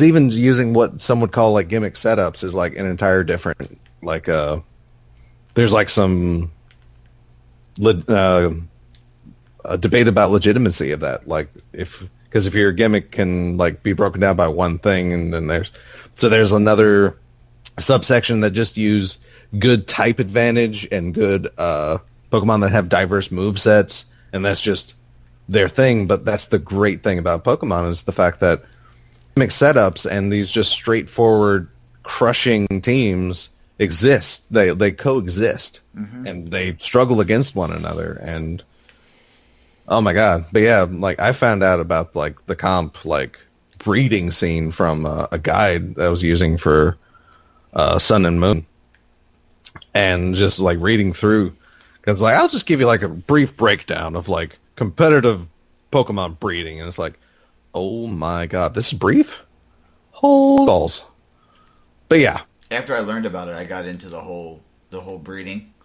Okay. I had guys like come to me and say, "I'll trade you this shiny for this," and I'm like, "All right, cool, man." I didn't know I had something that everybody wanted. I didn't know how, like, and I was a doof about it. Like, I didn't know how to IV breed. Like, I had to research doing it. And then after I did the math, I'm like, oh, I have the perfect IV spread for like a physical attack team. Okay, yeah. That's why everybody's coming to me. Oh, and typings can actually dominate Pokemon too, which because they can make, because there's a lot of Pokemon that like their stats and their spreads can be really, really good, but their typing makes them awful. Like another one of my favorite Pokemon can be really, really good because the moveset, he like has really high physical and special attack. So I mean, you can breed him either way, and he has moves in his natural moveset that go either way. Lucario. Yeah. What's bad about Lucario? He's fighting and metal. Yeah. Which makes him weak against fighting and like super weak against a lot of stuff. Fire, psychic. Yeah. So I mean, yeah. If it wasn't for him being like a metal subtype, he could be, I mean, Lucario could be a beast. Because again, he has like really high attack and really high special attack. So you can breed him either way. And then in his natural moveset, without really having to try, he has like powerful physical and special attacks. Oh yeah. Like, close combat near like the late game for him. And then Aura Sphere, which kind of became his thing, is like a good special attack. Well, he is the definition of a glass cannon. Oh yeah, that too. I mean, he can put the hurt, but he can't take it, you know? Yeah, but like I said, without that, if it wasn't for that metal subtype, he wouldn't. Well, if he was just fighting or metal, yeah, he would. Yeah. Oh, he would be beast. Yeah. But yeah, that's like my second beyond the EVs. And for some reason, I just love the EVs. Just the fact that one EV can become such, just depending on, well, by now, depending on what item you use, how you train it, when you train it. What location? Yeah, location. There's location based. How much it likes you? Yeah, and that's the new fairy. So yeah, it's like. Well, it's also psychic. It's also the psychic. Oh yeah, no, I think. Oh wait, no, that's the other likes. See, that's the thing, because the fairy and the light and the dark use different like systems. So yeah, like it's weird. It's weird. Yeah. Also, something else I didn't realize. I mean, I'm sure I don't know, maybe you saw it. I had my first cup of coffee the other day. No. Ever? Oh. Wow. Yeah, ever? All right, then. How did that go? Fucking tasty. Oh. So the Buster Knuckle, you guys all know, the high rate of fire, crazy machine gun, insane Buster Knuckle without the coffee. Now he's discovered coffee, and he likes it. That was fucking delicious. And apparently it was trash coffee that I liked. Oh. So, I mean, everybody's like, oh, wait till you have, like, good coffee. I'm like, oh, okay. So you had Starbucks coffee. Gotcha. That's what everybody said. Well, I mean, it's hilarious because it was just years back. I mean, Starbucks is popular coffee, but there was, like, a survey on like coffee by taste, and Starbucks ranked nowhere near the top. But yeah, it's still like the most popular. So it's like it becomes the joke that Starbucks is popular, but coffee is garbage. Well, that's actually the fun fact. That's the coffee we have at my job. Yeah, because we do Starbucks. We fill Starbucks orders. If like a case breaks, like, oh well, we have coffee now, and I'm like, ew. Yeah, it was actually on Christmas Eve at my girlfriend's aunt's house. I just got off of work, so I had to run, get showered, and come back. So I was like kind of doing that. Oh, I'm sleepy. I just worked. You know what I'm talking about. And her aunt was like, "Do you want some coffee or something?" I'm like, I don't. I have never had coffee. And she was like, "You've never had coffee?" And everybody's like, "You've never had coffee?" I'm like, "I've never had coffee." And she's like, "Do you want to try?" I'm like, "Yeah, let me try it." And I had it, and it was funny because she was like, "How do you like it?" I'm like, "Oh." And I'm like, "Give me some cream." I took a little bit of cream and I poured it up and I stirred my coffee, and then her brother went, "Yo, your coffee looks like Beyonce." And I drank. I was like, "I like Beyonce. I like Beyonce a lot." And that's how I make my coffee now. I'm like, Beyonce? Yeah, it's Beyonce. I've also had it black. Black's not bad. I don't know. I don't like the taste too much for some reason. Of coffee or of black coffee? Coffee, just coffee in general. Yeah. There's like very few coffees I've actually enjoyed, but usually it's like, all right, one of the banks I used to go to had like this weird like coffee maker thing that used bags, and one of them was like this Milky Way like espresso latte or whatever. Okay. It tasted nothing like a Milky Way for sure, but it was actually pretty good. It's like I actually kind of enjoy that one. But yeah, coffee in general, I don't like the taste. Just doesn't do it for me. Yeah. Hey, I thought that too, but apparently closest thing you're gonna catch me to coffee is sweet tea, which is nothing like coffee. It was brewed. I mean, breakfast teas. Yeah. There's actually some breakfast teas that are very reminiscent of coffee, but yeah, it's like I said, that's the closest you're to me in coffee is sweet tea. And that's the thing. Because I don't like hot liquids. Yeah, well, I just don't like burning my tongue.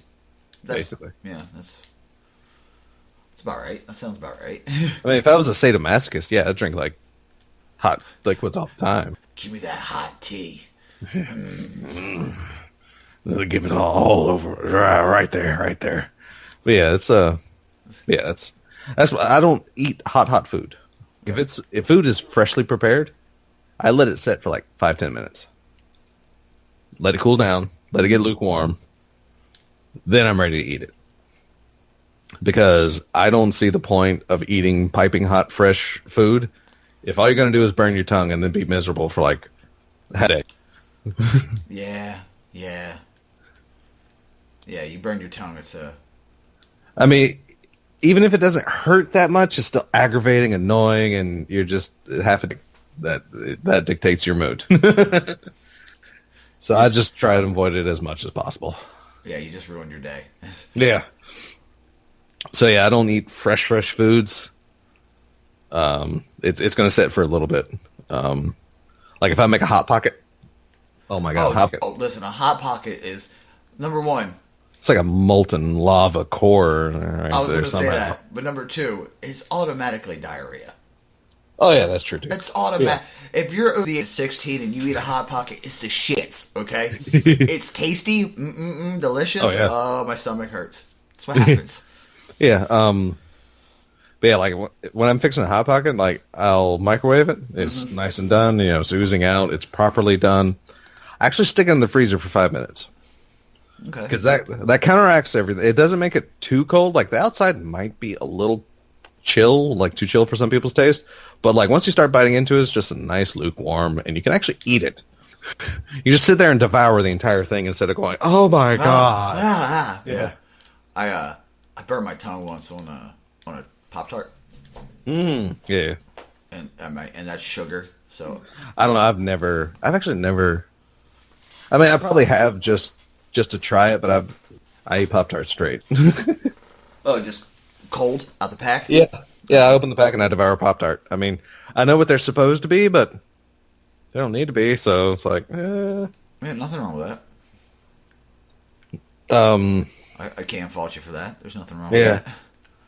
I mean, it's just a weird thing. I mean, I have a lot of weird, or I have a few weird eating habits because any bachelor man can attest. Ramen can become your best friend, whether you're in college or just single or whatever. At some point in time, ramen becomes your best friend. Yep. I can eat dry ramen. I've eaten dry ramen. Like, it's actually, like, dry top ramen, like Maruchan or something like that. Like, that. It's like chips. It's actually pretty good. It's actually really good. I mean, it's just like a dry, like I said, it's actually better than a rice cake, in my opinion. And with the seasoning, it's probably the same nutritional value. With the seasoning, it's every second of all of your... Oh my god, yeah, it's oh, that's it. Like, you want a tip to make ramen healthier? Don't use the seasoning at all. It's like boil the noodles. Use like maybe some soy. Oh god, what's it called? Soy sauce? Definitely use soy. Maybe some teriyaki, but sesame oil. There we go. Sesame oil. Like, chop some sesame oil in there. It's like you can make some really tasty ramen that way. But at the very least, use half the packet because, by God, there's enough salt in a pack of ramen, in like a seasoning pack of ramen.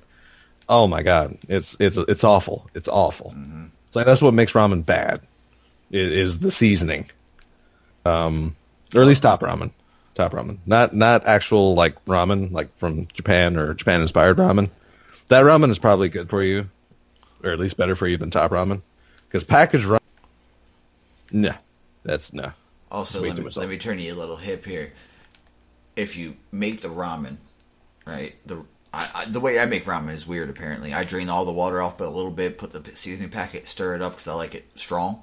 But if you make it like soup, I've had it with an egg cracked in it, and it cooks. Oh my fucking God. Yeah, it's like we have like a can of tuna can work, but I've like can of chicken. I've tossed chicken in it, which is really good. My wife sometimes, like if we have a surplus like hamburger, she'll actually like brown up some hamburger and throw it in there. Yeah. Hot dogs aren't bad, but that's definitely more of a college thing, and I wouldn't recommend it. It's not bad. It's just sodium. It's not great. Salt. Yeah, it's not great. But it's definitely not bad. Like I said, if you're itching like for a little meat in your ramen, there you go. Giggity. Yeah. But yeah. Like I said, if you're gonna eat ramen, at least use half a pack. Like when I cook ramen, because I actually freaked out my like I knew it was different, but I didn't really think it was weird to eat dry ramen until I did it in front of my wife. She's like, "What are you doing? Just having a snack? You're not gonna cook that?" No. She's like, like what? Like, I just couldn't get. It's like, what, I'm just gonna eat some dry ramen. What's wrong with that? Yeah, exactly. I'm just no, that's not what we do. But yeah, so. I've been told I eat Pop-Tarts weird because I take the icing off, like with a knife. I just slide the knife and pop the top, and then I eat the bottom, and then I eat the top. Yeah, it's not too bad. Yeah, and it's just I was eating Pop-Tarts. I mean, probably because I burped the fuck out of my mouth when I was younger. And I was like, open this shit up. Let that molten. Yeah, exactly. Let that sugar. Yeah. Cool off. But it's also gonna cool down a hot pocket. Like take the seam, take a knife to it, cut it in half. There you go. But yeah, and I know my daughter, which apparently comes from my wife's side of the family. They will like microwave a Pop-Tart with a little butter on top. Oh yeah. No, I've heard about that. It's like I saw that and it's like, really? Like that's. I've also tried. It's like no. I've also seen people that are on a Pop-Tart. Yeah, I mean, from like the song from Family Guy. Oh. Yeah, and it is pretty freaking good. I'm not gonna lie on that one. It's pretty fucking delicious. So yeah, I'm there. All right. So I guess one thing before we close. I mean, 'tis the season.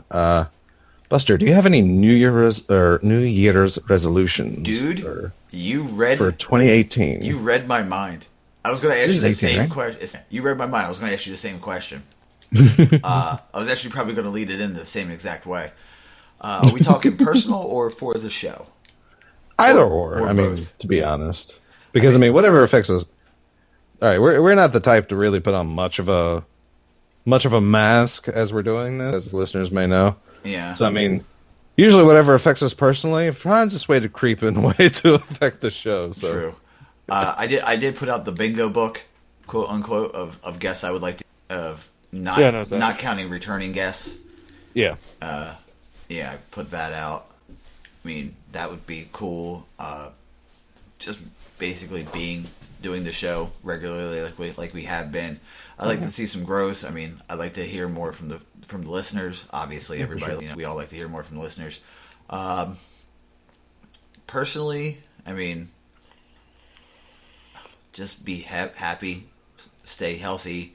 I would say the wife, but she's not the wife yet. That's one of the resolutions also. Nice. Get that started. We're doing the ketogenic diet together. Yeah. I think I heard about that one. Yeah, it's high fat, low carbs. Basically, is what it is. It's a natural way to get battle depression, and not going too deeply in. Depression is kind of a big deal. Something that she fights. Me, I fight it just because I've had so many head injuries. Yeah, I mean, it's legit. When you have a lot of head injuries, you get depressed a little. Depression sets in. Other than that, man, just have fun. I mean, continue. Making great friends. I mean, I'm pretty happy, man. Like I can't lie. I'm fucking happy for the first time. Nice. In a long time. Yeah. How about you, man? You have any?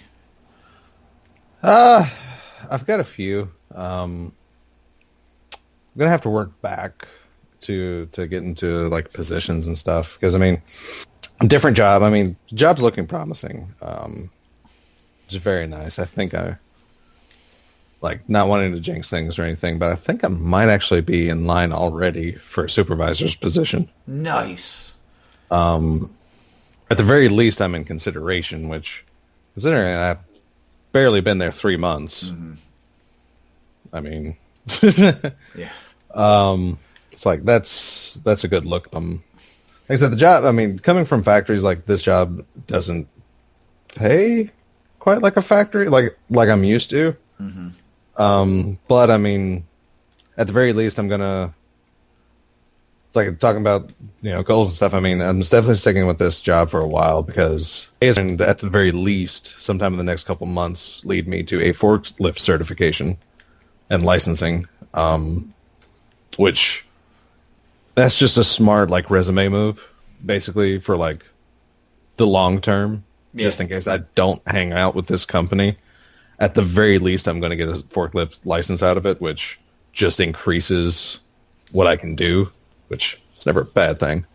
And then, like I said, see where if this supervisor thing can pan out. If that pans out, I'm definitely sticking with this company for a while because, again, for the long con, if I can actually stay as a supervisor for a year, that's going to open up so many possibilities for the future, which, I mean, no matter how old you are, you still have to consider the future. Yeah, for sure. So those are the bright points, and like I said, things I'm definitely the immediate future. I'm definitely having to sort some things out. Definitely battling a lot of demons myself, which I haven't let affect the show, and like I said, I've tried to stay a happy-go-lucky Raven as much as I can. But yeah, I'm definitely working out a few things mentally and such. I'm definitely, one promise I'm making for 2018 is I need to be need to be more honest with myself going forward. Because, I mean, one way of handling depression is like the fake smile. You convince yourself you're okay. You start convincing other people you're okay. You put on that mask, but it doesn't really fix anything. It's still just a mask. Yeah. So, I mean, I'm having to get back out of the mask phase and get things a little truer and start actually working things out. Mm-hmm. Which, like I said, the bright points are helping. So they're giving me goals that I can focus on, so I can like work problems. And goals are an amazing thing. Like to have like short-term, reachable goals can really help you like start to put pieces together and start. Well, just thinking about something other than how crappy things are. Yeah, when you take a box of like your short-term goals, I'm guessing you're like me. You write things down. Not for the show, but for like goals and stuff. Sometimes, yeah. Like I have a book that I write like my goals, and checking it off, you feel good. You know what I mean? Yeah. It's like a real life milestone. If I can bring it back to the games.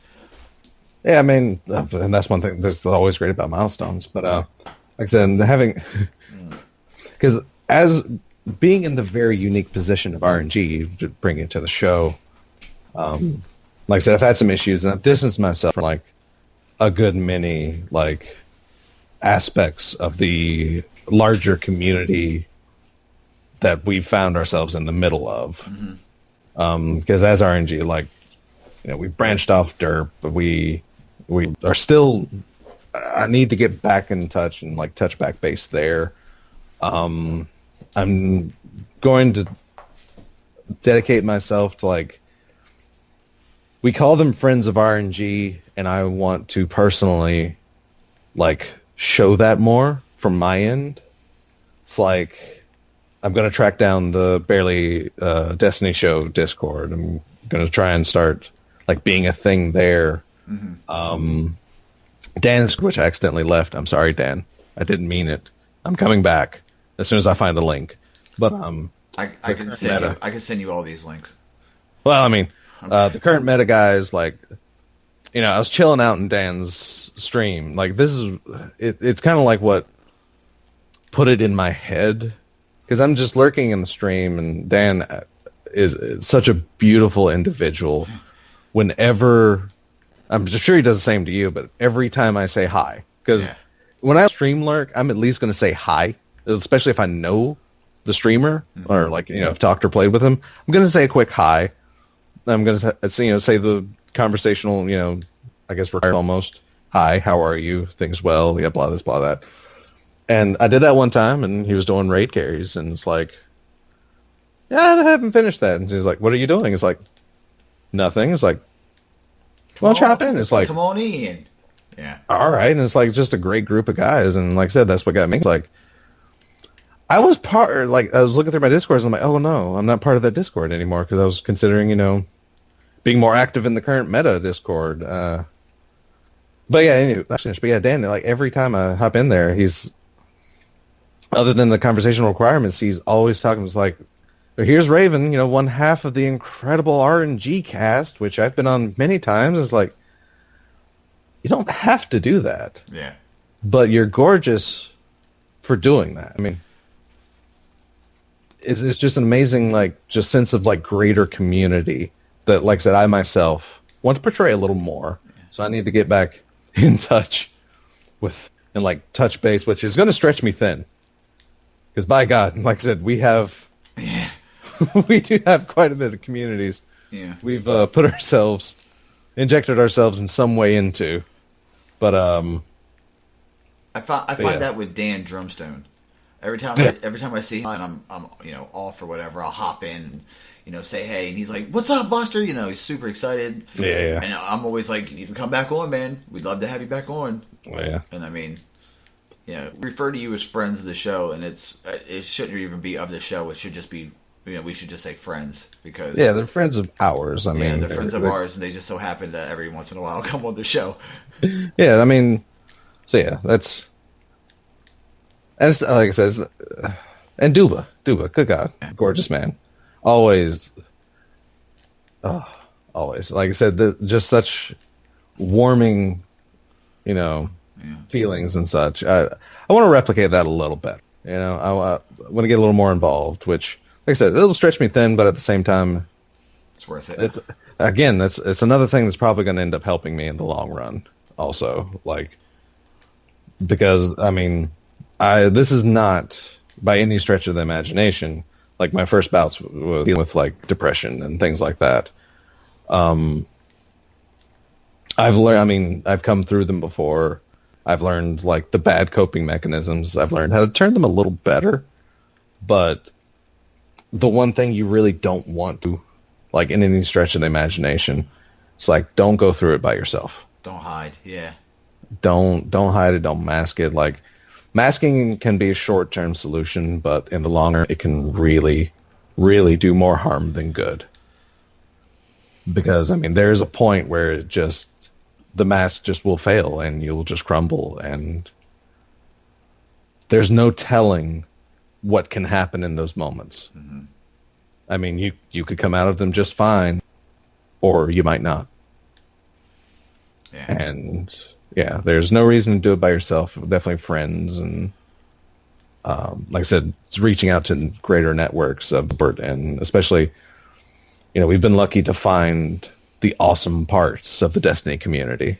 Like I said, we've started in one of the awesome parts of the Destiny community in Derp, and we found the current meta guys and Dan, and we found Duma, was a great guy. We found, they're okay people, but the barely ADS guys, they're all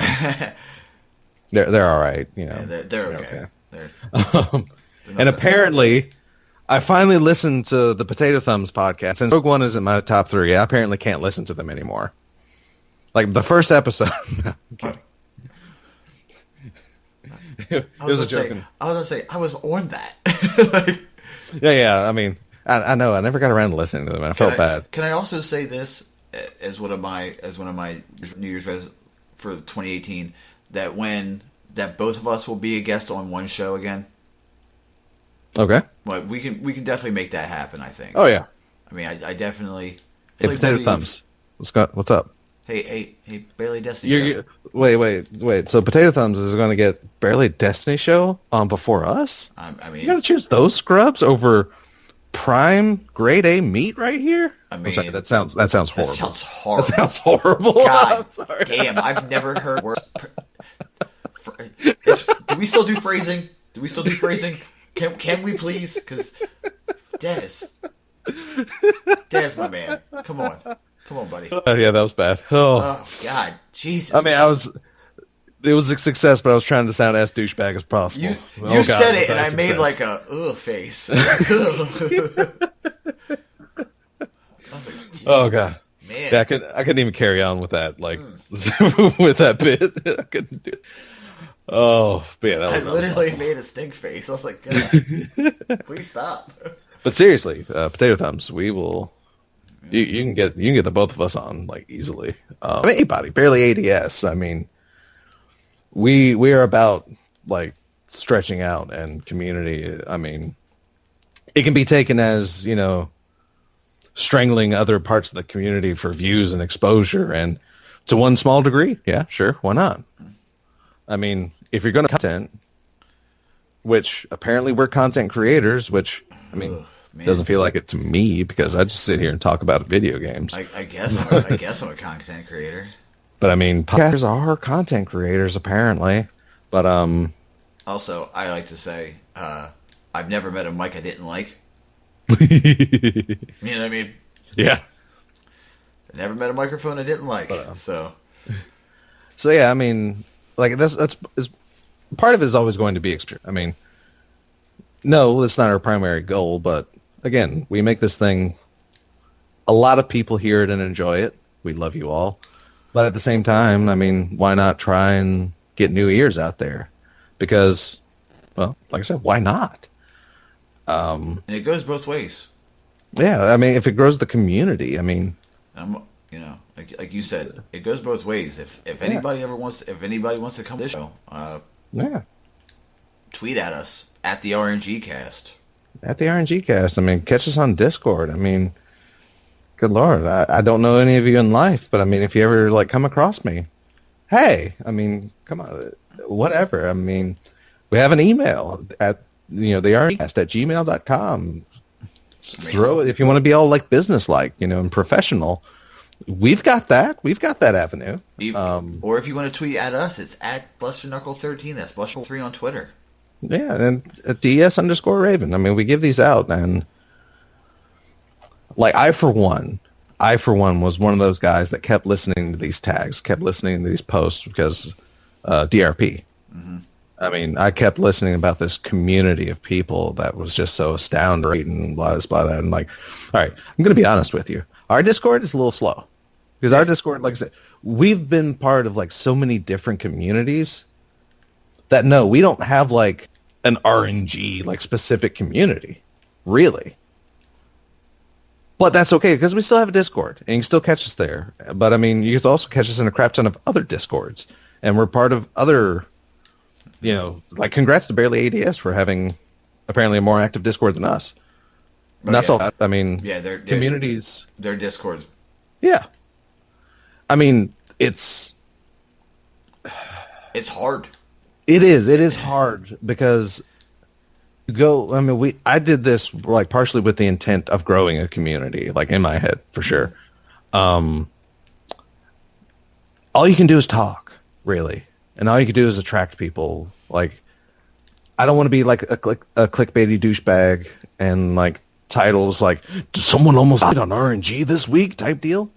Like just to get people attention. I don't want to like whore ourselves out on Reddit like some cheap Craigslist, service, quote unquote service type deal. Yeah. I got what you were saying.